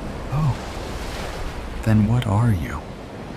How are you here, haunting me to my very last day? Why have you come back? Why? Are you even real? That, she whispered. You will never know. You have lived 2 months in anguish because I never truly left you. Every hour of your life has felt like a tortured second crawling by. Just look at what's hanging from your neck, the golden mark of Cain. I tore it off the chain and pressed it against my face. No, forgive me, please. Tears streamed down my face, a waterfall of guilt. I'll do anything. The train came to a stop at the station. Sunset. The end of the line. Oh, her smile. I hated her smile. The way they were draped over the fury within her. She glanced out the window, out of the station, out of the world. I followed her gaze at the bridge overlooking the waterfall, where it all began. There's always a way out. She stood up. How horrible she looked. The way her head was tilted to the side, almost as if her spine was broken. I trust you'll know what to do. Goodbye, Daigle. She stepped off the train. A new life. It's like I'm starting over again, James thought to himself as he gazed out of the car window. I am Sisyphus. But I reached the top of the mountain only to find another that reaches steeper and higher. What then? What will happen when I reach the top? Will I ever see the view? James, you still with us, buddy? David asked as he tapped James on the forehead. Huh? Oh, yeah. I was just thinking, James replied as he continued to gaze out of the window. The trees lining the sides of the road blurred if he didn't focus on them. As the car zoomed along, James caught glimpses of the blue sky and flat farmland behind the trees. These moments were precious in a way he hadn't yet come to appreciate. Jimmy, snap out of it, Caitlin, David's girlfriend, replied. What? I'm just enjoying the scenery. It's like an 8-hour drive. Can't I just chill for a while? James said, more indifferent to talking and thinking than he'd led on. Thoughts of the future had become a burden in his bored mind, swirling around his consciousness as if they had nowhere else to go. Most of his thoughts disappeared into the ether, but not these. This is the last time we're going to be together for a while. You're moving to the big city, Caitlin replied with an upbeat attitude. She didn't even believe what she just said. but wanted to coax her friend out of his funk. Is it that obvious? What do you mean? You know I'm only a train ride away. I'm just thinking, don't worry about me. We'll be able to have all the fun when we get there, James replied, measured but dazed, all the time in the world. That's what it feels like. This exists in a space in between my past life and my future. This trip is all in the present, my moment of a finite infinity. For these last few days, my mind is exactly where it needs to be. And for that, I step outside of the bounds of time and into my own world. Will you miss all of this while you're in that concrete jungle for weeks or months at a time? David asked him. I won't be gone that long. Weeks, maybe. But that's nothing. Plus, you gotta support me chasing my dream. It's part of who I am, James replied. You didn't answer the question, Caitlin replied. Yeah, I'll probably miss it, James said. It's my home, but it's not like I'll never be back. You never know. You might like it there in the city. Then I won't regret it. Regret it? Maybe not. But you'll lose a part of yourself. Is it worth that sacrifice? I haven't even left yet. That's a pretty big assumption. Do you like who you are? Caitlin asked. What is this? James said. I thought this was a road trip, not an intervention. You didn't answer the question again. Why do I owe you an answer? Why right when you ask? That's pretty personal.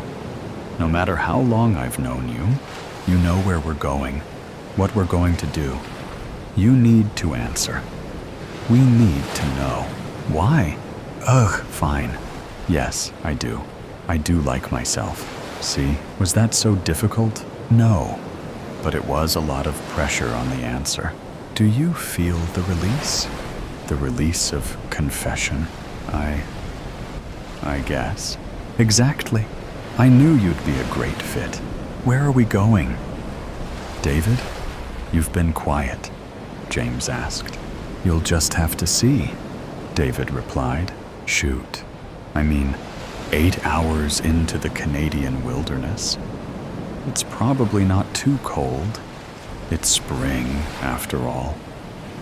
But still, do we really have a plan on where we're gonna stay? All we need is a tent, sleeping bag, some water, and food. We'll be fine, David replied. But where are we going? You said you had a plan. Don't worry about it, James. It's a surprise. The conversation died down for a while, giving James a moment of reprieve. One that he needed now more than ever. His introspective nature, combined with the uncertainty he was feeling with his friends, was beginning to take up more space in his mind. Maybe, I don't know, Dave and Kate as well as I thought. We've only been friends for a year or so, but I thought that was long enough. A vacation into the unknown, they said. A vacation into the unknown, I thought. What a wonderful way to separate my past and future. A moment outside of time. At least, metaphorically, a moment outside of time.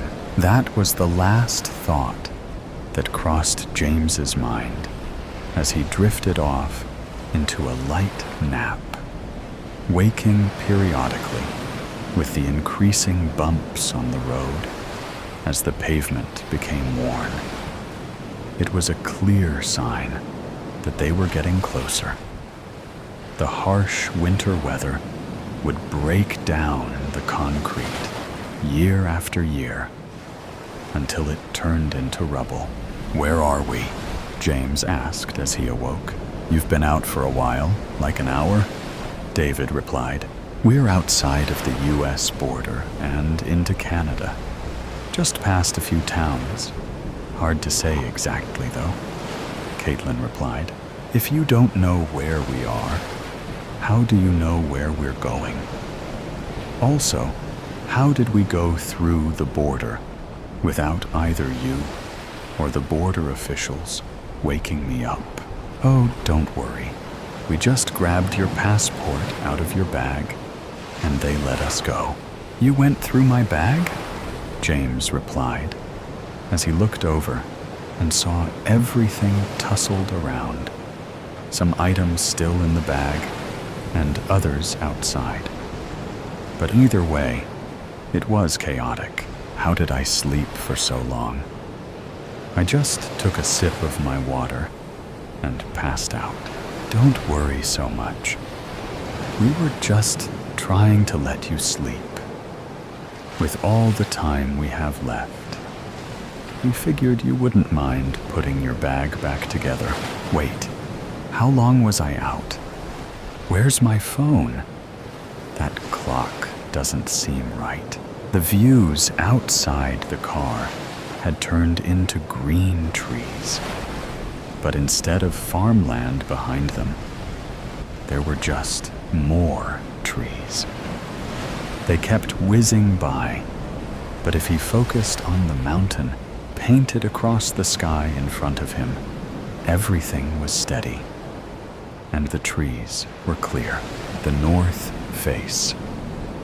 That's what they've been talking about. The north face of the mountain, leaving all of society behind for a while. Nobody exists on the other side of that mountain. We will become truly alone. Is that why I've been thinking of this? "James, you got all quiet for a moment," David asked. "I just spaced out. My bad," James replied. "Yeah, don't worry about my bag. Thanks for letting me sleep." The mountain grew larger as they approached. Seemingly every few minutes, there was a noticeable change in the horizon. The mountain is growing, but the clock is barely changing. How is that possible? It's like we've driven hours in minutes. The closer we get, the faster everything seems to speed up. Where the hell am I? What's going on here? "We're here," Caitlin said with a tone of excitement and playfulness. James opened the car door and stepped outside. It was like nothing he had ever seen. The mountain was all around them, like a cylinder cut out of rock, as high as he could see. The car was in a clearing, but broadly, there were more of the green coniferous trees that surrounded the mountain. It was dark outside, and as James craned his neck towards the sky, the constellations were so luminescent. From the moment that I stepped out of the car into this other world, I couldn't hear a sound. It was so quiet, like shifting between realms. But now, all I can hear is the sound of that hum. James's thoughts became frantic. A consistent hum. Sometimes voices. More voices. Chaotic whispers echoing across the open cavern. Where are David and Caitlin? The trunk is open, but they're gone? How is that possible? What am I doing in these clothes? What am I doing here? What's this?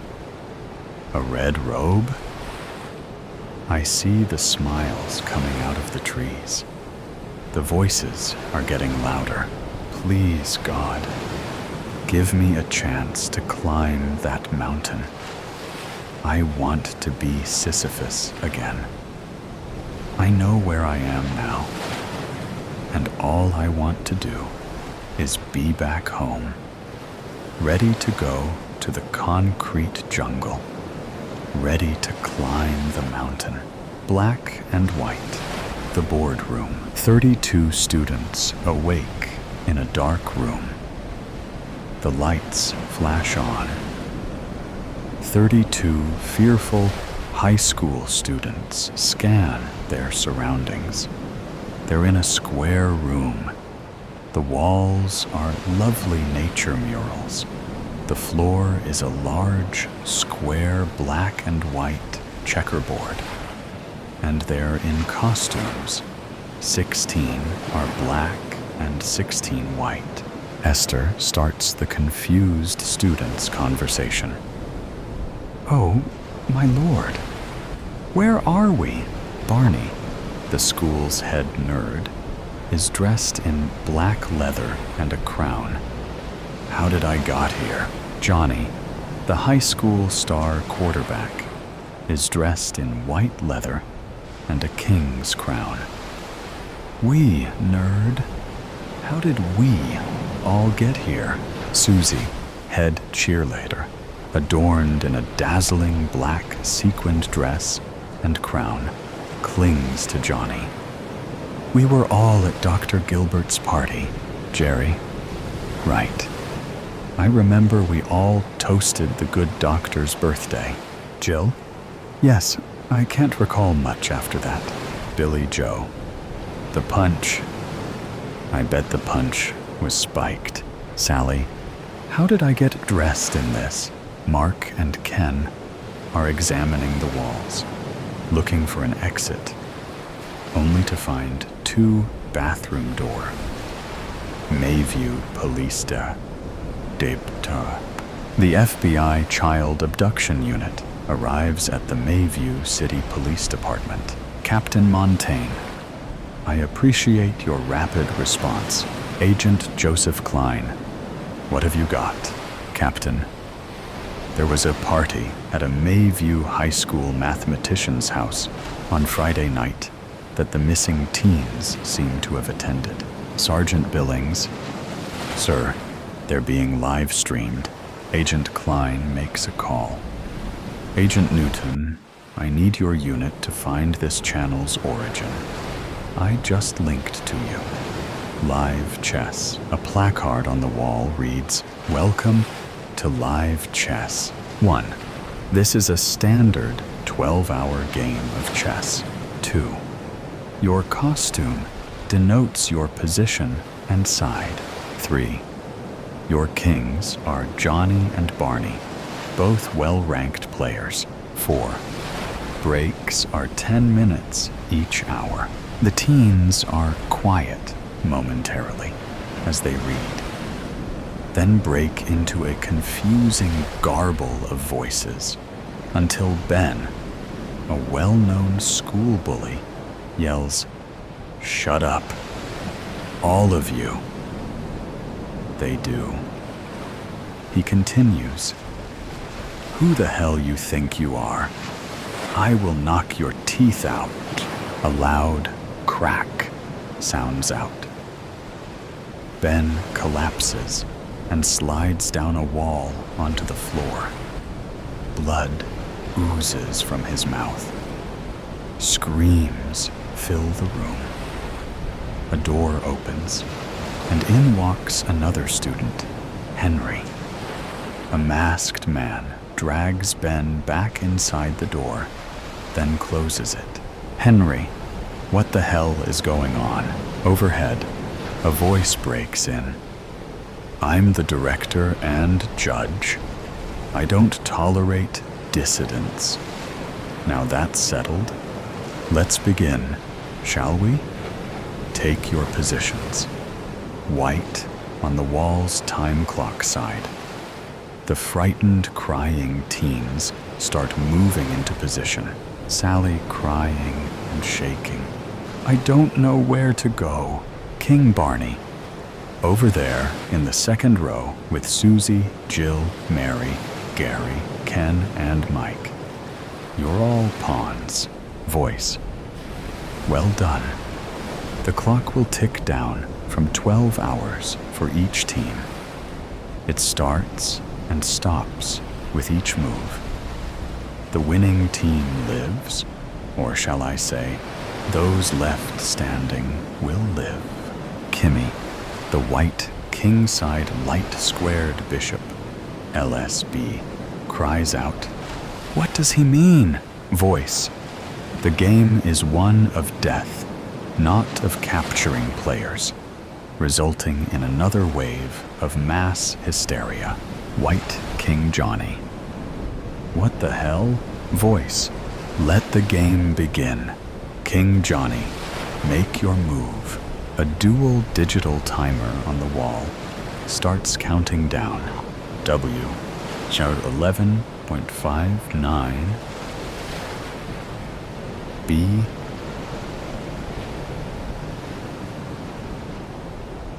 Opening. Johnny, the HS quarterback, confused and shaking, instantly decides pawn to E4.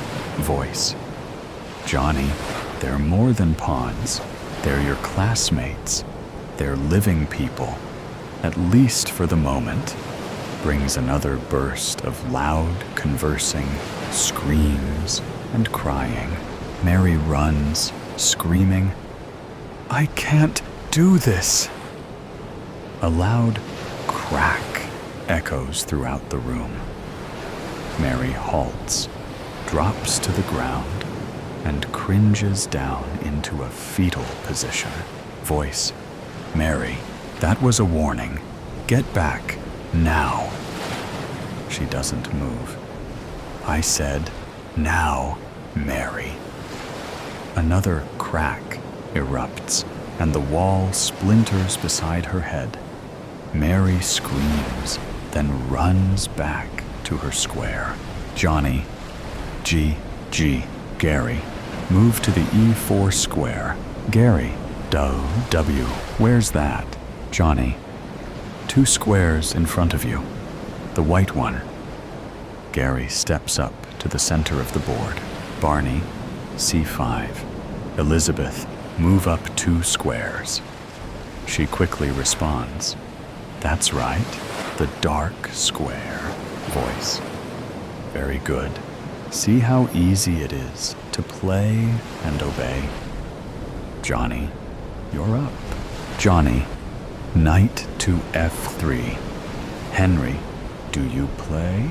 Henry, yes. Susie, Sally, excuse me, please. And he moves up 2 and over 1 square, as knights do. Barney, knight to C6. Sarah, move behind Elizabeth on the white square. Johnny, Billy, you're our light-squared bishop. Step in front of me to E2. BE2. Strategy. Barney, may I ask a question? Voice. Of course. Your clock is ticking, Barney. If we capture a piece, what happens to the player? Voice. Again. It's not a capture game. It is a game of life and death. Barney. The person dies? Voice. I think you know the answer. Black King Barney. Barney. What happens if there is a checkmate without any captures? Voice. The winning team walks away. The losing team, well, they don't. Barney. Can we huddle? Voice. 2 heads are better than 1. Barney. Everyone who plays chess, raise your hand. The black team's bishops, Tamer and Samuel, the knights, Michael and Sarah, and 1 rook, Matthew, raise their hands along with 3 pawns, Eve, Miriam, and Luke. Barney. Okay, let's huddle and discuss our next move. No one moves. Voice, you can converse during your move. The bishops and knights slowly and hesitantly walk over to Barney. Barney, how you doing? Tamar, tears flowing. Scared shitless, of course. The others nod in agreement. Barney, I didn't want to talk about the move. I know the best move with Johnny's Sicilian defense. I want to discuss strategy. If we capture a person, Samuel, they will be shot. Sarah, who is this psychopath? Luke, his voice is masked and he knows us. Michael, a teacher? Barney, I think so, but our absence must have the FBI involved. So, if we can draw out the game with no captures, Tamar, kill this sick we'll murder them. Barney, right, so let's make moves to prolong the game. Sarah, sounds like a good plan. The others nod in agreement. Barney, okay, good. Michael, let's play D6. It's a good counter to the Sicilian, and no chance for a kill. Barney, my thought as well. The teens shake in agreement. Billy Joe, Johnny is my boyfriend and aggressive in football and chess. He's good and will go for the win. Sarah, no, he won't. Billy Joe, what makes you think that? Sarah, you're on our side. You die if he wins. The players return to their positions. Barney, D6. Miriam, move up one step. W23.55.09. B23, 03. Johnny. Rose, you're our king's knight. Move in front of Jill. Barney, knight to F6 for you, Michael. Michael, got it. Samuel, you're moving so fast. Barney, it's just the opening. We can slow down during the mid-game. That's expected. Bishop Samuel. Okay, that makes sense. He may get mad if look to be stalling. Johnny, let's castle. Jill, move beside me, and I'll move to the inside beside you. Barney, shall we fianchetto kingside? Tamar, yes, good call. Black king. Barney, okay, Daniel, step up one square to G6. Next, light squared Bishop Billy will move behind you to G7. And then we will castle. Johnny, Mary, step up one to back up Gary. D3. Blacks, Bishop Daniel slides over to G7. White King Johnny. We're still opening. Our stance in martial arts terms. Bishop Kimmy, slide in front of Bishop Billy. Black King Barney and Rook Matthew switch sides to castle. FBI, Captain Montaigne. It has been 24 hours since 34 high school students were abducted. Dr. Gilbert's neighbors have only revealed that he had a large cargo truck that was heard leaving his residence in the early morning hours after the party, then disappeared. Agent Klein, Dr. Gilbert is a millionaire who does not need to work. He withdrew vast amounts of cash over the last few years and spent his weekends away. Where to? We are seeking to ascertain, along with tracing the video feed. We see the students are all alive, except one. Live chess has gone viral. We are hesitant to shut it down, as he may retaliate against the kids. Officer Dave. Yes, he shot one, and Celia is missing. Agent Klein. Perhaps not. Video analysis seems to indicate a scam, a fake death, like in the movies. He has a degree in mathematics and is a psychologist. Officer Gentry. A sick one. He is tormenting them. Agent Klein. Chess has 32 pieces, 16 per side.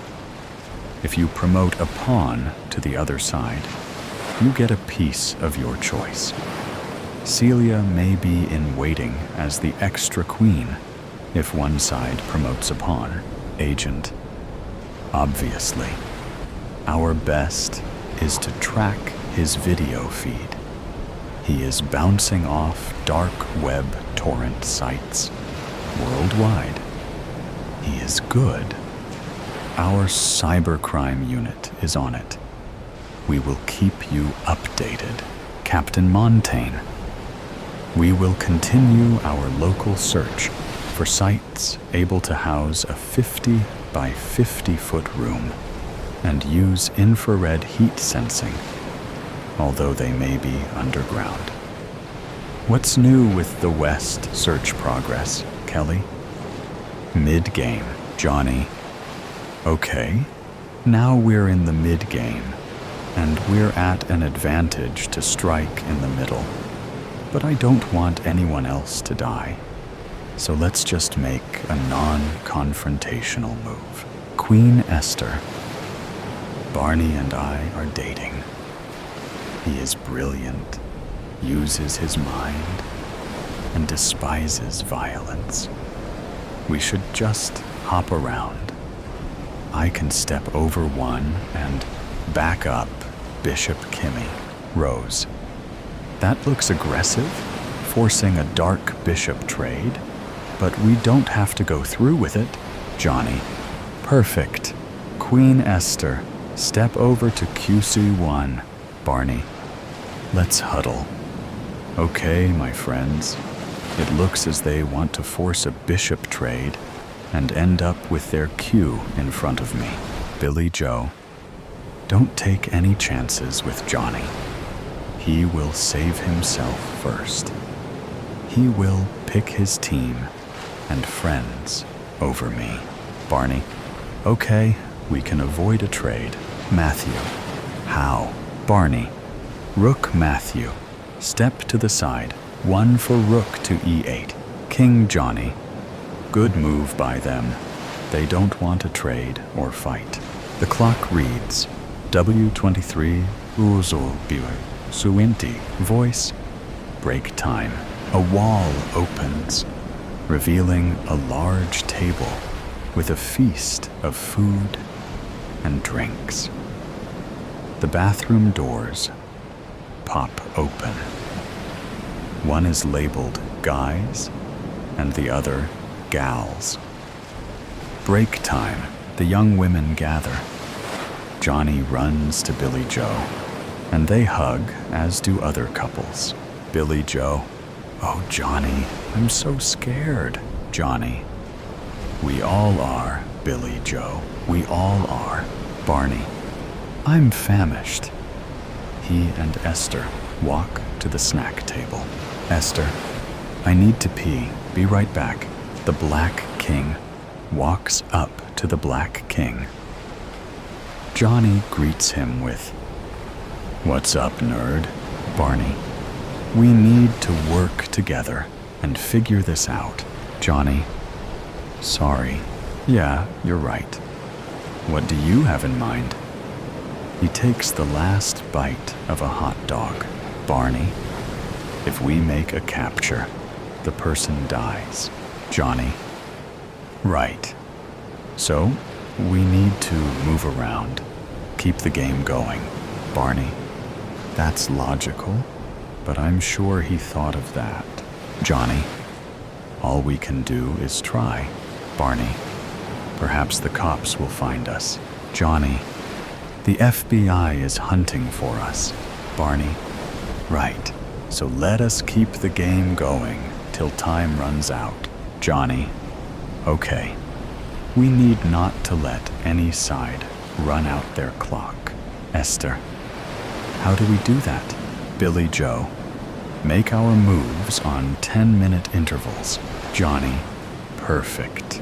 Barney, that's 6 moves per hour times 24 hours, which comes out to 120 moves each. Esther, let's make them 15 minutes. Barney, I agree. That way we maximize the game length. Esther, watch the clock and pray the FBI finds us. Upstairs, Dr. Gilbert smiles. Breaks over. Back to your positions. King Johnny, your move. Johnny. Hey, Barney. Barney. Yeah, Johnny. I'm really sorry. And I know I can speak for my football team. I'm truly sorry for all the nerd harassment we've given you and your friends over the years. Barney. Ah, heck. Water under the bridge, Johnny. Let's just get through this and let bygones be bygones. The two smile and walk to their sides of the board, both holding back tears to move to lose scenario. The Black and White Kings and their teams continue the game, making move after move without players attacking other players. After the 90th move, and with only a few hours left, Dr. Gilbert, whose name was still unknown to the students and video stream audience, finally spoke. Voice. Well, you all have been having fun, right? I'm not stupid, you know. I have been building and planning this game for years. Do you all realize that if this game ends in a draw or stalemate, in other words, when the clock runs out and no kills have been made, do you realize both teams lose? Do you understand what happens to the losers? Barney, no one goes home? Voice, correct.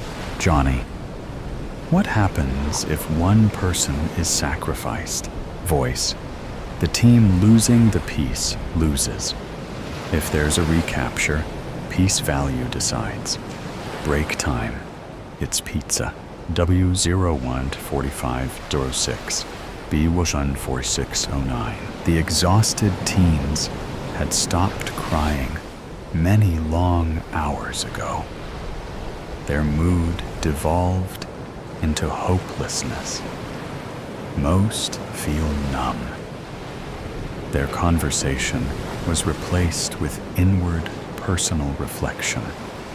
Life before this horrid weekend. Football game fun and laughs. Moments with their friends, their loves, and their families. Upon this new revelation, a lose-lose scenario where at least half will die. The crying and severe depression returned as their end was near. The physically, mentally, and emotionally exhausted teens collapse on the checkered floor and devour 16 large pizzas. Billy Joe, so much for our stalemate plan. We're screwed. Now what are we going to do? Barney, someone needs to be sacrificed for the rest of us? Esther, no, it's not that simple. Henry, she's right. One sacrifice means the losing team. All of them don't make it home. Billy Joe, Lordy, what are we going to do? Johnny, flip a coin. The loser takes a hit. It doesn't matter who dies first. as all 16 will be sacrificed. Barney flips. Johnny guesses wrong. Henry, I'll do it. Rose is in a position to take me. FBI, Captain. We just got a call from Jerry's Pizza in Littleford. Somebody just picked up an order of 16 pizzas. Jerry said that was highly unusual. We're running the license plate run now. Agent Klein, get the SWAT team in the chopper. Sergeant Newton, Captain, we have an address. End game. W000-100, B00010, Billy Joe. Time to make the call, Barney. Barney, I can't. Billy Joe, tears in her eyes. I know. It is either half of us or all of us. Barney, Rose, walk over to Henry Square. Rose, tears flowing. No, I won't be able to live with myself. Billy Joe, none of us will. Rose, none of us. Barney, angered, we'll all forever be haunted. Night Rose slowly moves up 2 squares over one and steps into Henry's Square. Oh, Henry, I'm so sorry. Henry, Rose, I volunteered. You're not to blame. Voice, Barney, you're up. Barney, what do you mean? Voice, it's time to slay. Barney, so, go ahead. Live with your cruelty. Voice, oh, not I, your kingship. Barney, what do you mean? Voice, you as king chose. You as king follow through. Barney, I will not murder. Voice, you may have Rose perform the deed. Barney, I will not. Voice, do you choose a draw? Barney, help everyone. What do I do? Voice, tick, tick, tick. Barney, let's vote. A team vote. Voice, a king chooses democracy. How noble. Barney, those in favor of a draw walk to the other team. Those who want me to murder Henry and everyone on their side dies. Remain here. The room, filled with stunned, angered, and crying teens, suddenly turns into a loud, confusing uproar.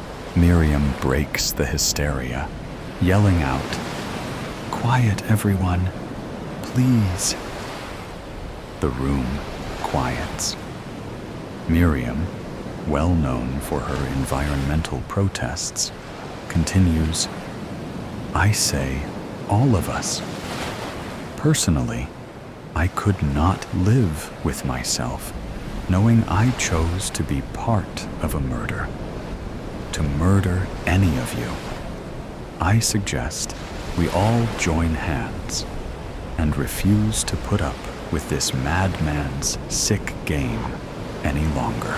Gary, no way. We don't all have to die, only half. Sally takes Gary in her arms and hugs him. He struggles and then collapses, crying.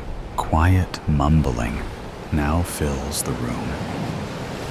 Matthew takes Miriam's hand into his, followed by Rose, until finally 32 teens sit in the middle of a sizable black and white game board. Some have been friends since early childhood, some lovers, some enemies, for various reasons that seem silly now.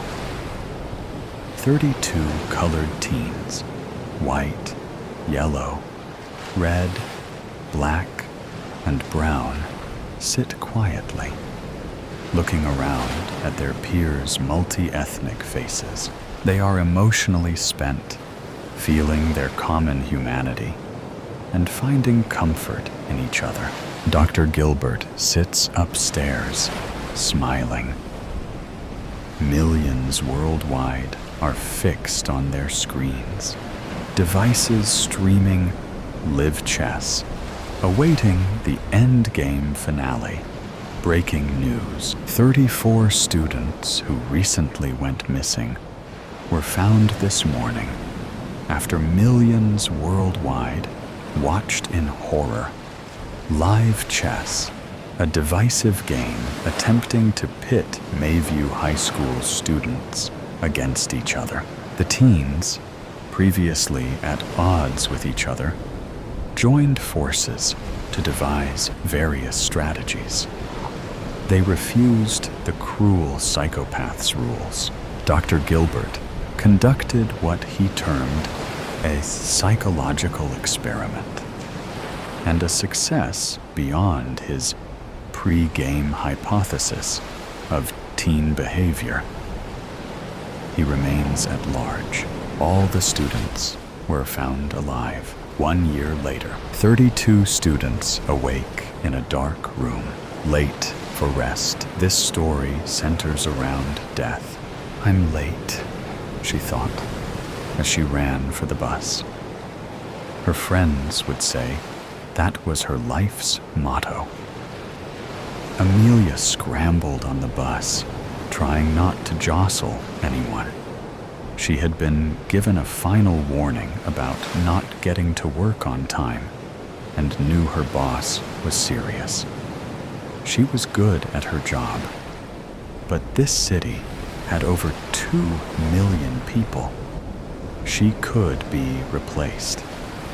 In fact, she was one of many autopsy technicians who were employed at her job. She enjoyed working with her colleagues and liked working under her supervisor. The problem was, on top of being a natural procrastinator, she was in school full-time while working full-time.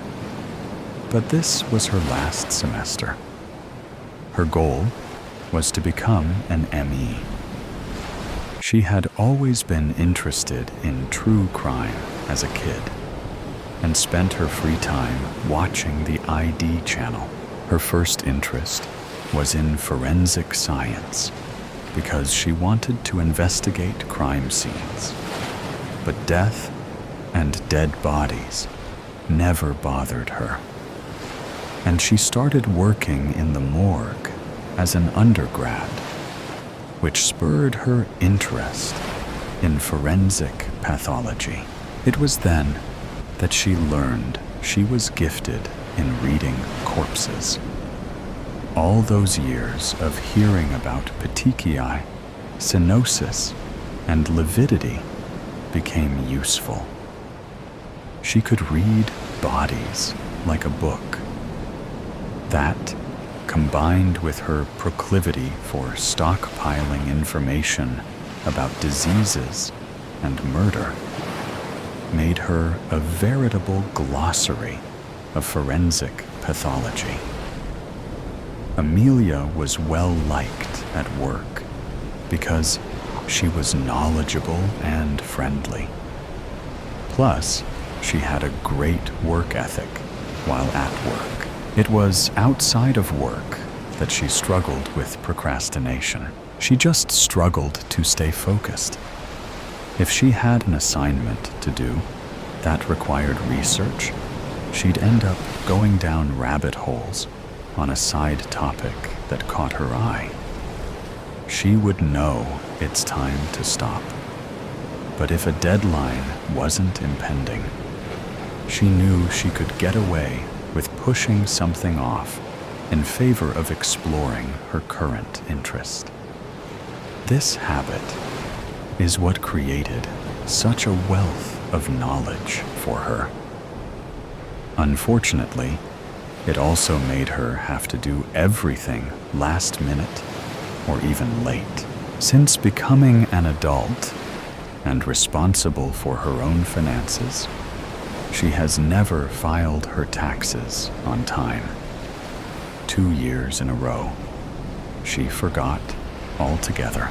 To compensate, Amelia didn't get much sleep and often slept through her alarms.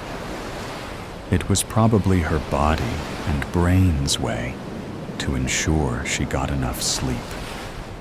Her boss didn't care how good of a worker she was if she continuously showed up late. She understood that, yet she still struggled to alter her habits. On top of that, she couldn't stay late because of her grad research. She had a thesis to finish and defend. Amelia lived in a state of guilt and shame over not being better at time management, but figured she'd have time to learn how to get better at it later. Today, it was important to not be late. There was still a possibility of making it on time. She missed her first bus, but ran full speed 6 blocks to catch a different one. She had a chance to rest before her stop, and then she'd have to sprint again for the light rail. It was a tight plan, requiring more physical exertion than she was used to, especially outside in Houston in the summer. But it was better to turn up drenched in sweat than late. For once, Amelia made it to work on time. And surprisingly, she wasn't sweating or even tired. Smiling to herself, she walked into the lab, expecting a few comments razzing her for unusual timeliness. However, everyone looked stern.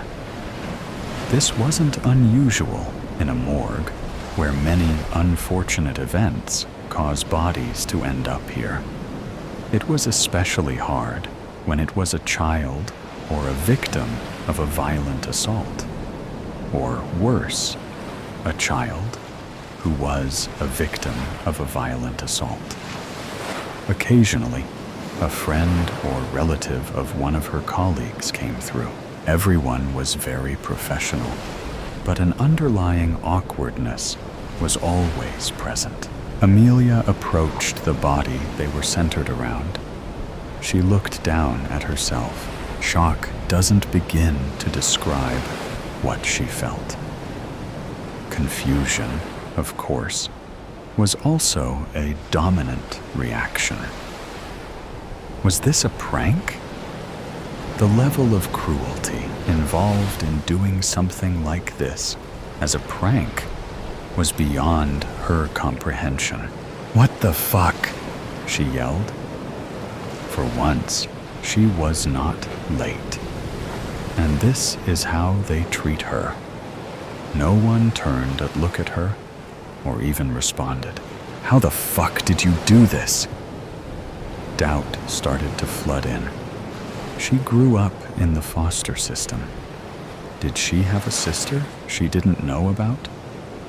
Did she have a twin? "Who is this?" she yelled as her frustration and fear grew.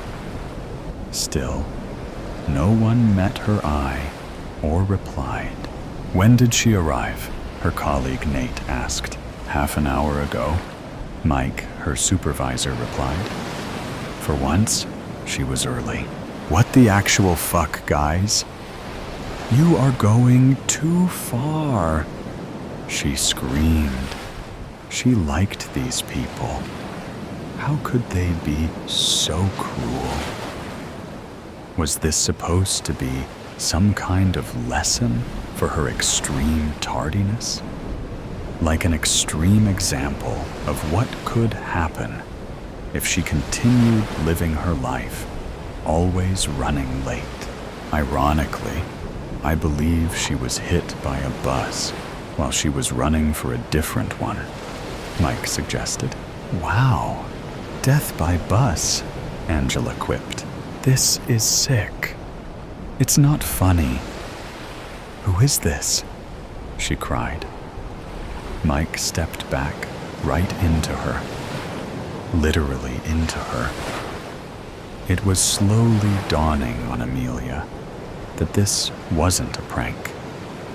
She looked down at the corpse that was obviously hers. She was dead. She was hit by a bus. It was unfathomable, but she still had a lot to do. I don't think there is a need for an autopsy, Mike announced. Slowly, everyone turned away, and Amelia took the chance to step closer to her body. "Wait!" she exclaimed. No one listened. Amelia remembered her last moments. She had gotten in an argument with a man near the bus stop. His attempt at catcalling was graphic and disturbing, and she told him, "Shut the fuck up, creep." He retorted with a comment suggesting she needed to be raped. "What the fuck is wrong with you?" Amelia demanded. "You're an uptight bitch who needs a good dicking down, whether you want one or not," he replied. "I don't have time for this," she mumbled to herself while looking around for help. She saw a cop car across the street and started to head that way. She had to pause because a bus was rapidly approaching her stop. The last thing she remembers is being pushed. "This was not an accident," she yelled at her colleagues. Desperation set in as she realized this would be recorded as an accident instead of the murder it was. Legally, it was probably manslaughter, but when you're the one killed, you feel murdered, not manslaughtered. Her colleagues continued to go about their business as Mike filled out the paperwork. "Please, look again, Mike," she said as she peered over his shoulder. She watched him type the details, or her death, which she found the most surreal event of the day.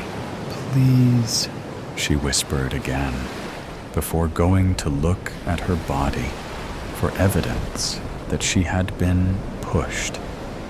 She needed someone to turn herself over. She even reached out herself. But in her non-corporeal state, there was nothing she could do. She cried tearlessly as she lost hope. "I feel we should do something more for Amelia," Angela said. "Like plan her funeral?" Mike suggested. She had no family. "I was thinking more along the lines of an autopsy," she offered. "Amelia would have wanted one." It's true. Even if she hadn't suspected an attack, she still would want an autopsy. She had already planned for her body to be donated to the body farm when she died. She had lived a life of science and wanted to continue in death. "You're right," Mike said. Before getting up, he changed the paperwork to justify an autopsy. Amelia waited as patiently as she could until it happened. Her body was finally rolled over, and there were marks indicating that she wasn't just pushed, but punched in the back with 2 fists.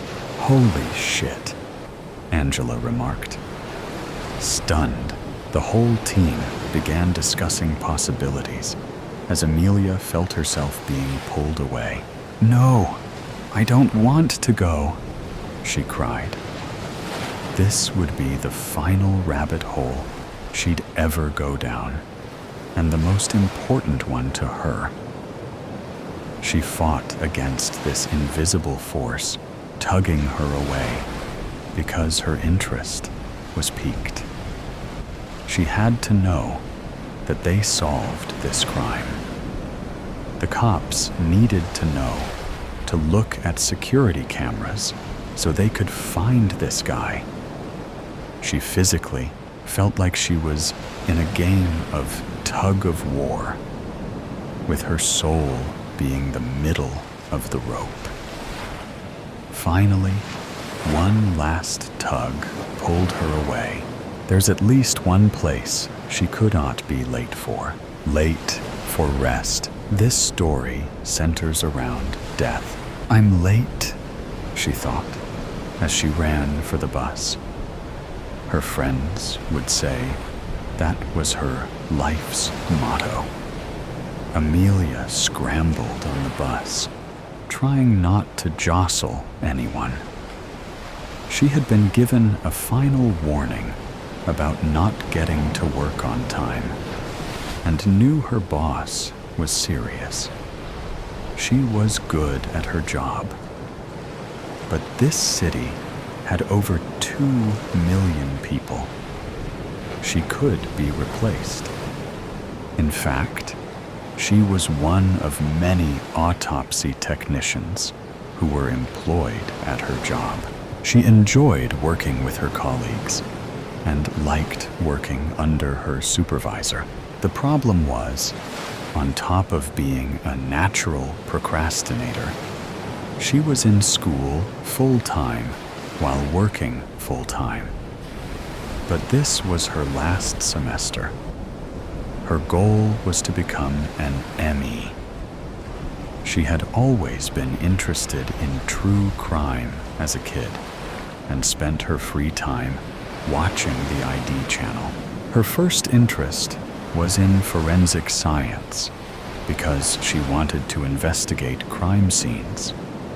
But death and dead bodies never bothered her, and she started working in the morgue as an undergrad, which spurred her interest in forensic pathology.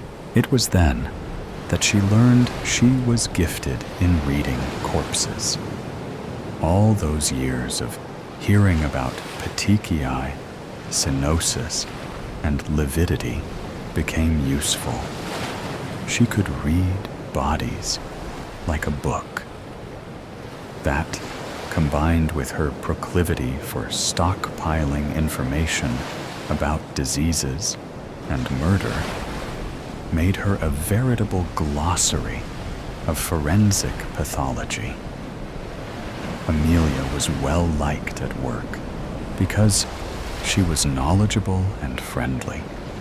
Plus, she had a great work ethic while at work. It was outside of work that she struggled with procrastination. She just struggled to stay focused. If she had an assignment to do that required research, she'd end up going down rabbit holes on a side topic that caught her eye. She would know it's time to stop. But if a deadline wasn't impending, she knew she could get away with pushing something off in favor of exploring her current interest. This habit is what created such a wealth of knowledge for her. Unfortunately, it also made her have to do everything last minute or even late. Since becoming an adult and responsible for her own finances, she has never filed her taxes on time. 2 years in a row, she forgot altogether. To compensate, Amelia didn't get much sleep and often slept through her alarms. It was probably her body and brain's way to ensure she got enough sleep. Her boss didn't care how good of a worker she was if she continuously showed up late. She understood that, yet she still struggled to alter her habits. On top of that, she couldn't stay late because of her grad research. She had a thesis to finish and defend. Amelia lived in a state of guilt and shame over not being better at time management. but figured she'd have time to learn how to get better at it later. Today, it was important to not be late. There was still a possibility of making it on time. She missed her first bus, but ran full speed 6 blocks to catch a different one. She had a chance to rest before her stop, and then she'd have to sprint again for the light rail. It was a tight plan, requiring more physical exertion than she was used to, especially outside in Houston in the summer. But it was better to turn up drenched in sweat than late. For once, Amelia made it to work on time, and surprisingly, she wasn't sweating or even tired. Smiling to herself, she walked into the lab, expecting a few comments razzing her for unusual timeliness. However, everyone looked stern. This wasn't unusual in a morgue where many unfortunate events cause bodies to end up here. It was especially hard when it was a child or a victim of a violent assault. Or worse, a child who was a victim of a violent assault. Occasionally, a friend or relative of one of her colleagues came through. Everyone was very professional, but an underlying awkwardness was always present. Amelia approached the body they were centered around. She looked down at herself. Shock doesn't begin to describe what she felt.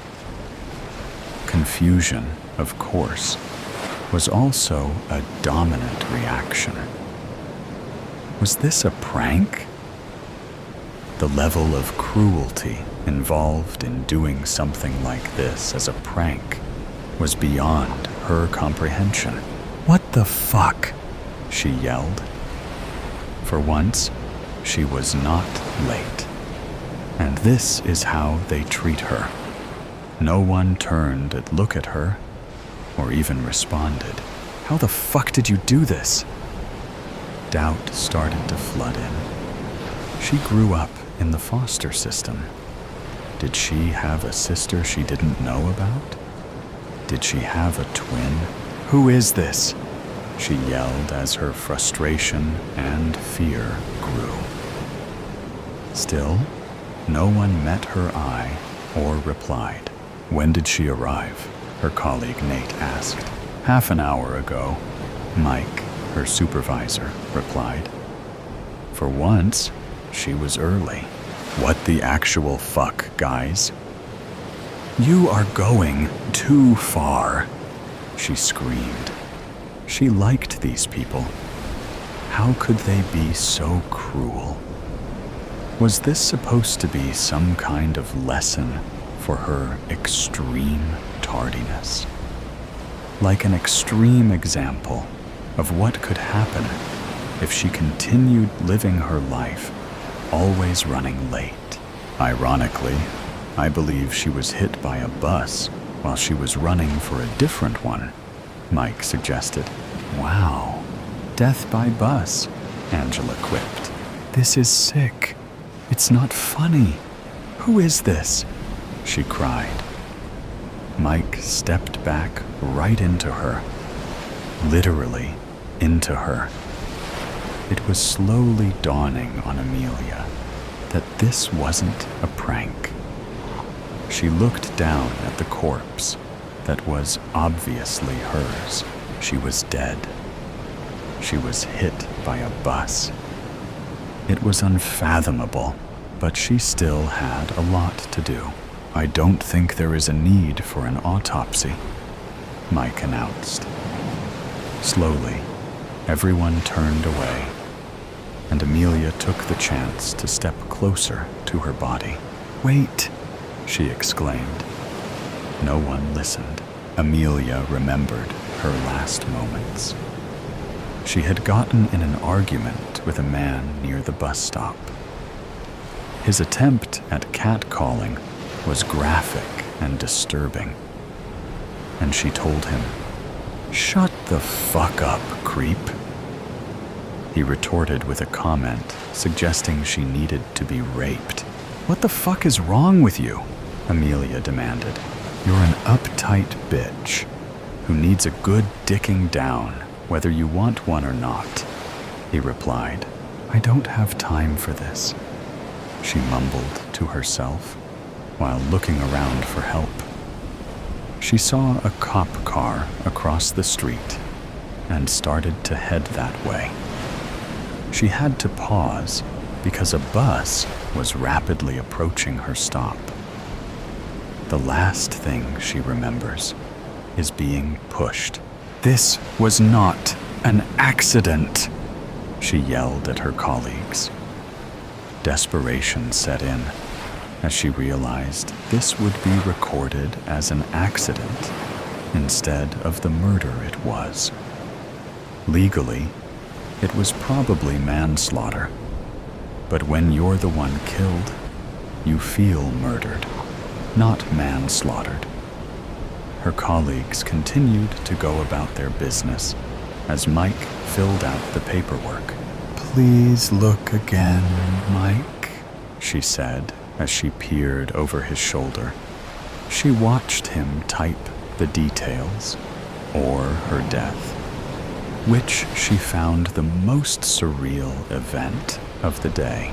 "Please," she whispered again, before going to look at her body for evidence that she had been pushed.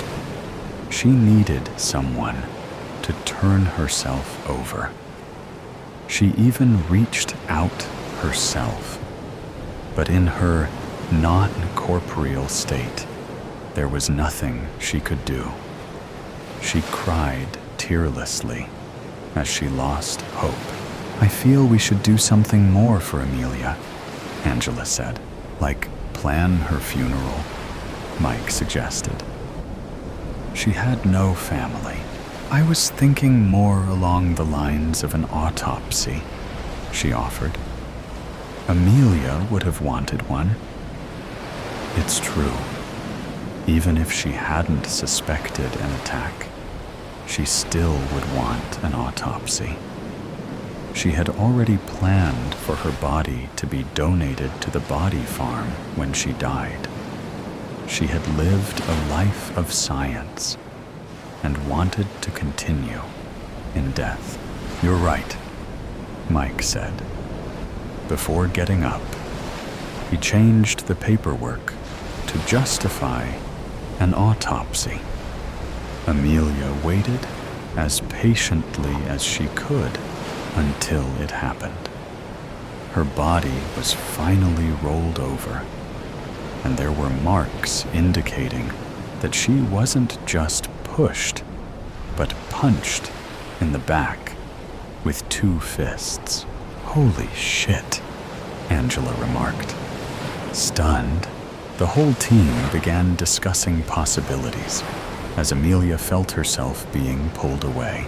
"No, I don't want to go," she cried. This would be the final rabbit hole she'd ever go down, and the most important one to her. She fought against this invisible force, tugging her away, because her interest was piqued. She had to know that they solved this crime. The cops needed to know to look at security cameras so they could find this guy. She physically felt like she was in a game of tug of war, with her soul being the middle of the rope. Finally, one last tug pulled her away. There's at least one place she could not be late for: falling to conclusions. Fear can make you do crazy things. Cry, laugh, scream, even kill. At this precise moment, it is causing a man named Joe to run for his life. It is also causing 7 members of an unknown faction to chase him. Joe doesn't know where he is going, only that he has to get away. His chest pulses in and out as his body tries to drag in air to compensate for all the running. His legs ache as he pushes them to go faster.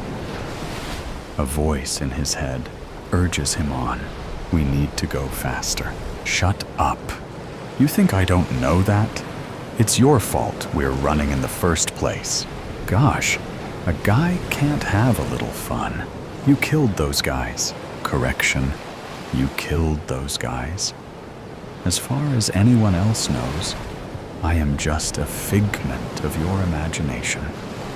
Besides, now you can be certain that the men who killed your family have been punished for their actions. I didn't need your help. The police would have handled it. Now these guys are chasing us. Less complaining, more running. Joe continues sprinting through the autumn-colored trees, looking for an escape. As he taps into his second wind, he sees sunlight beaming down ahead. He gets to a bright clearing, a good distance ahead of his pursuers.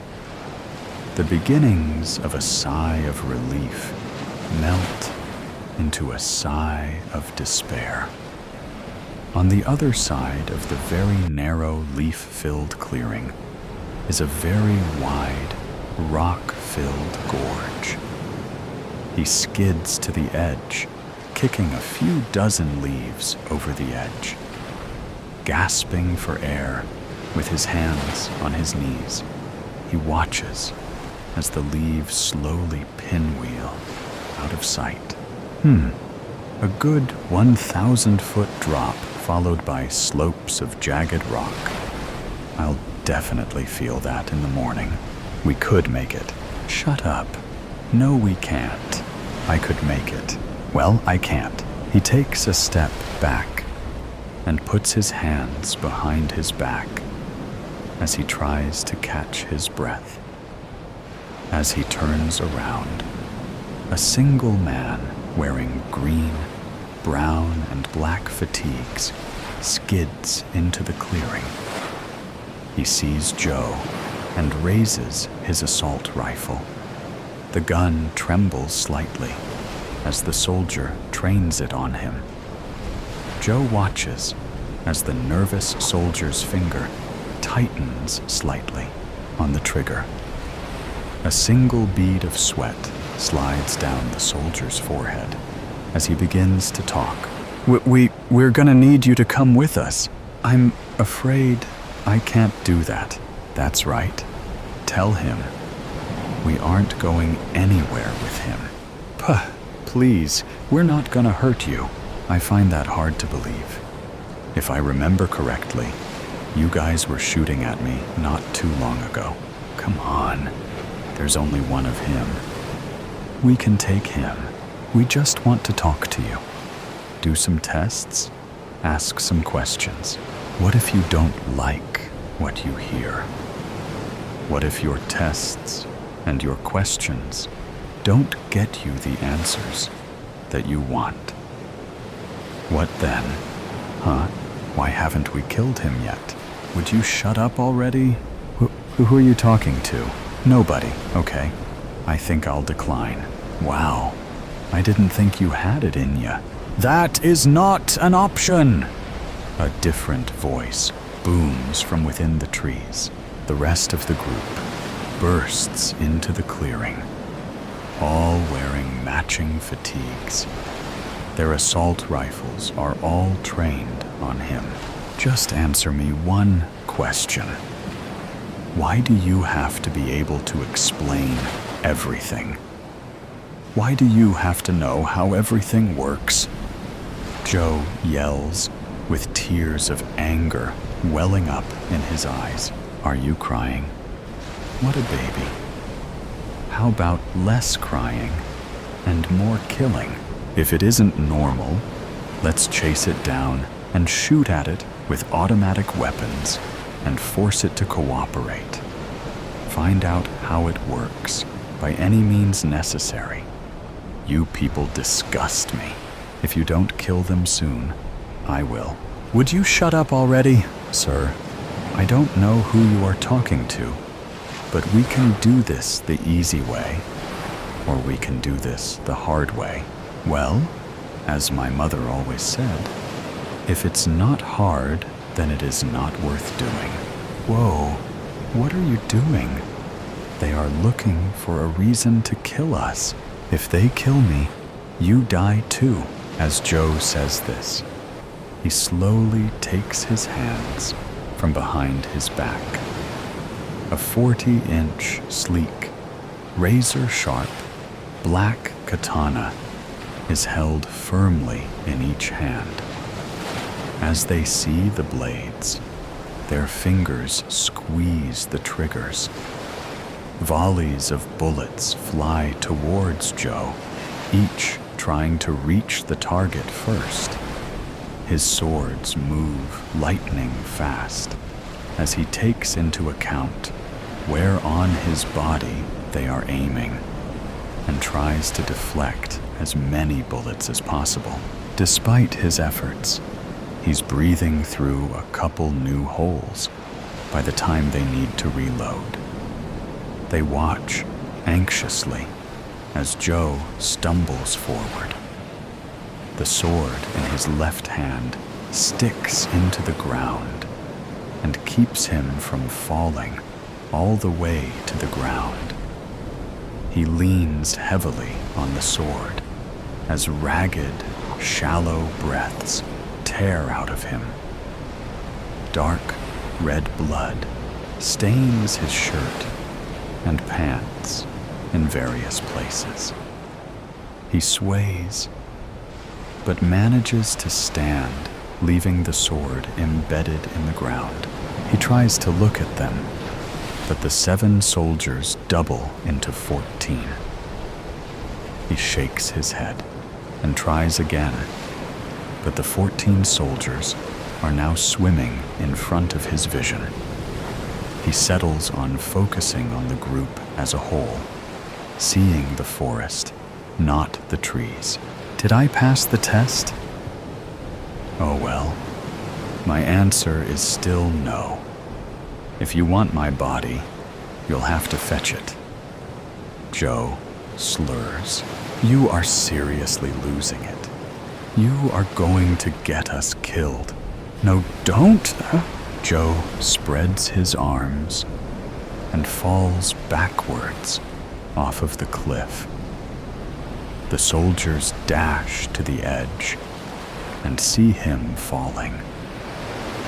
He watches as the edge of the cliff and their faces shrink away from him. The wind whips his clothes wildly as it accelerates past him. He closes his eyes, slows his breathing, and concentrates.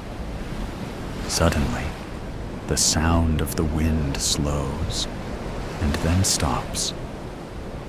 He opens his eyes and sees that he is now floating in mid-air. A faint glow and a quiet hum emanates from his left hand. He looks down and sees that about 5 feet under him is one particularly sharp shard of black rock that would have ended up right through his chest. He also notices that his vision has blacked out on the edge. Something was wrong. What did you do? I took over. It's obvious that you were on a suicide mission with that little stunt you pulled. I did too much work to get this body to just let you destroy us like this. He contemplates his grisly death for a second before reorienting himself. Using the power from his hands, he zooms back up towards the cliff edge. His head pops up over the ridge as the 7 soldiers are leaving the clearing. They walk slowly and lackadaisically back into the trees in a single file line. Apparently, his guaranteed death is good enough for them. His anger intensifies with this nonchalant disregard for him as a person. The fact that they don't really care about retrieving the body pisses him off. They even left his sword exactly where it got stuck in the ground. The nails on his right hand dig into his palm as his grip tightens on the sword. The angry look on his face morphs into a grin. He is going to enjoy what is about to happen. He floats back onto the cliff and lands silently on the ground. He quietly picks up his second sword and zips to the soldier, bringing up the rear. In one swift moment, he puts one sword through his back and uses the second sword to separate his head from his body. The head spins wildly as it tumbles into a nearby pile of leaves. He pushes the soldier's body out of the way and heads towards the second soldier. The second soldier gets cut down in one stroke, starting from his right shoulder and ending at his left hip. As the top half of the body slides away diagonally from the bottom half, Joe sees that the other soldiers have become aware of his presence. Their eyes widen and their mouths hang open as they realize the man that they thought was dead is still very much alive. Joe uses the moment of hesitation to close in. The third soldier is split vertically in half as Joe brings the sword right up through the middle of him, splitting him in half like a deli sandwich. He steps through the space the third soldier's body once occupied and heads toward the fourth soldier. He rams both swords into the soldier's abdomen and sees the soldier's eyes widen with pain. He pulls both swords in opposite directions, shredding the soldier's midsection. He lifts his foot and kicks the soldier, sending his body to the ground with a thump. 4 down, 3 to go. The remaining 3 soldiers spread out and raise their assault rifles. Not this time, Joe snarls at them. Not like this. It was never supposed to be like this. He spins the swords one time in his hands as he steps over the fourth soldier's quickly cooling body. Raising the swords in his hands, he throws them at the 2 outside soldiers. Both soldiers are struck between the eyes before they even get off a shot. The force of the swords knock them both backwards. One of the swords plunges into the ground, propping the 5th soldier's body up at a 15-degree angle. Gravity slowly pulls the body down the blood-soaked blade. The other blade pins the 6th soldier head first to the gnarled trunk of a nearby tree. This time, gravity works quicker, and splits his skull as his body slumps to the ground. Joe, now weaponless, bravely strides toward the last soldier. As the final soldier goes to shoot, Joe grabs the end of his gun and quickly shoves it up. The single shot the soldier gets off intertwines with the painful crunch of bones as the gun sight collides with his nose. The shot flies harmlessly into the air above their heads. The final soldier stumbles backwards, struggling to pull air through his bloodied nostrils. The strap attached to the rifle, still in Joe's hand, keeps him from falling. Joe pulls the barrel of the gun down a couple of inches and jams it under the soldier's chin. The soldier is still dazed from his new breathing impairment and doesn't even realize what is happening. The automatic fire perforating his brain quickly takes care of his need to breathe.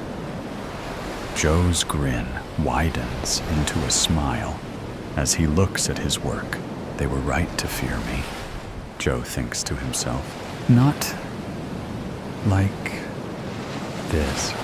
He prepares to go retrieve his swords when a mysterious pain stops him in his tracks.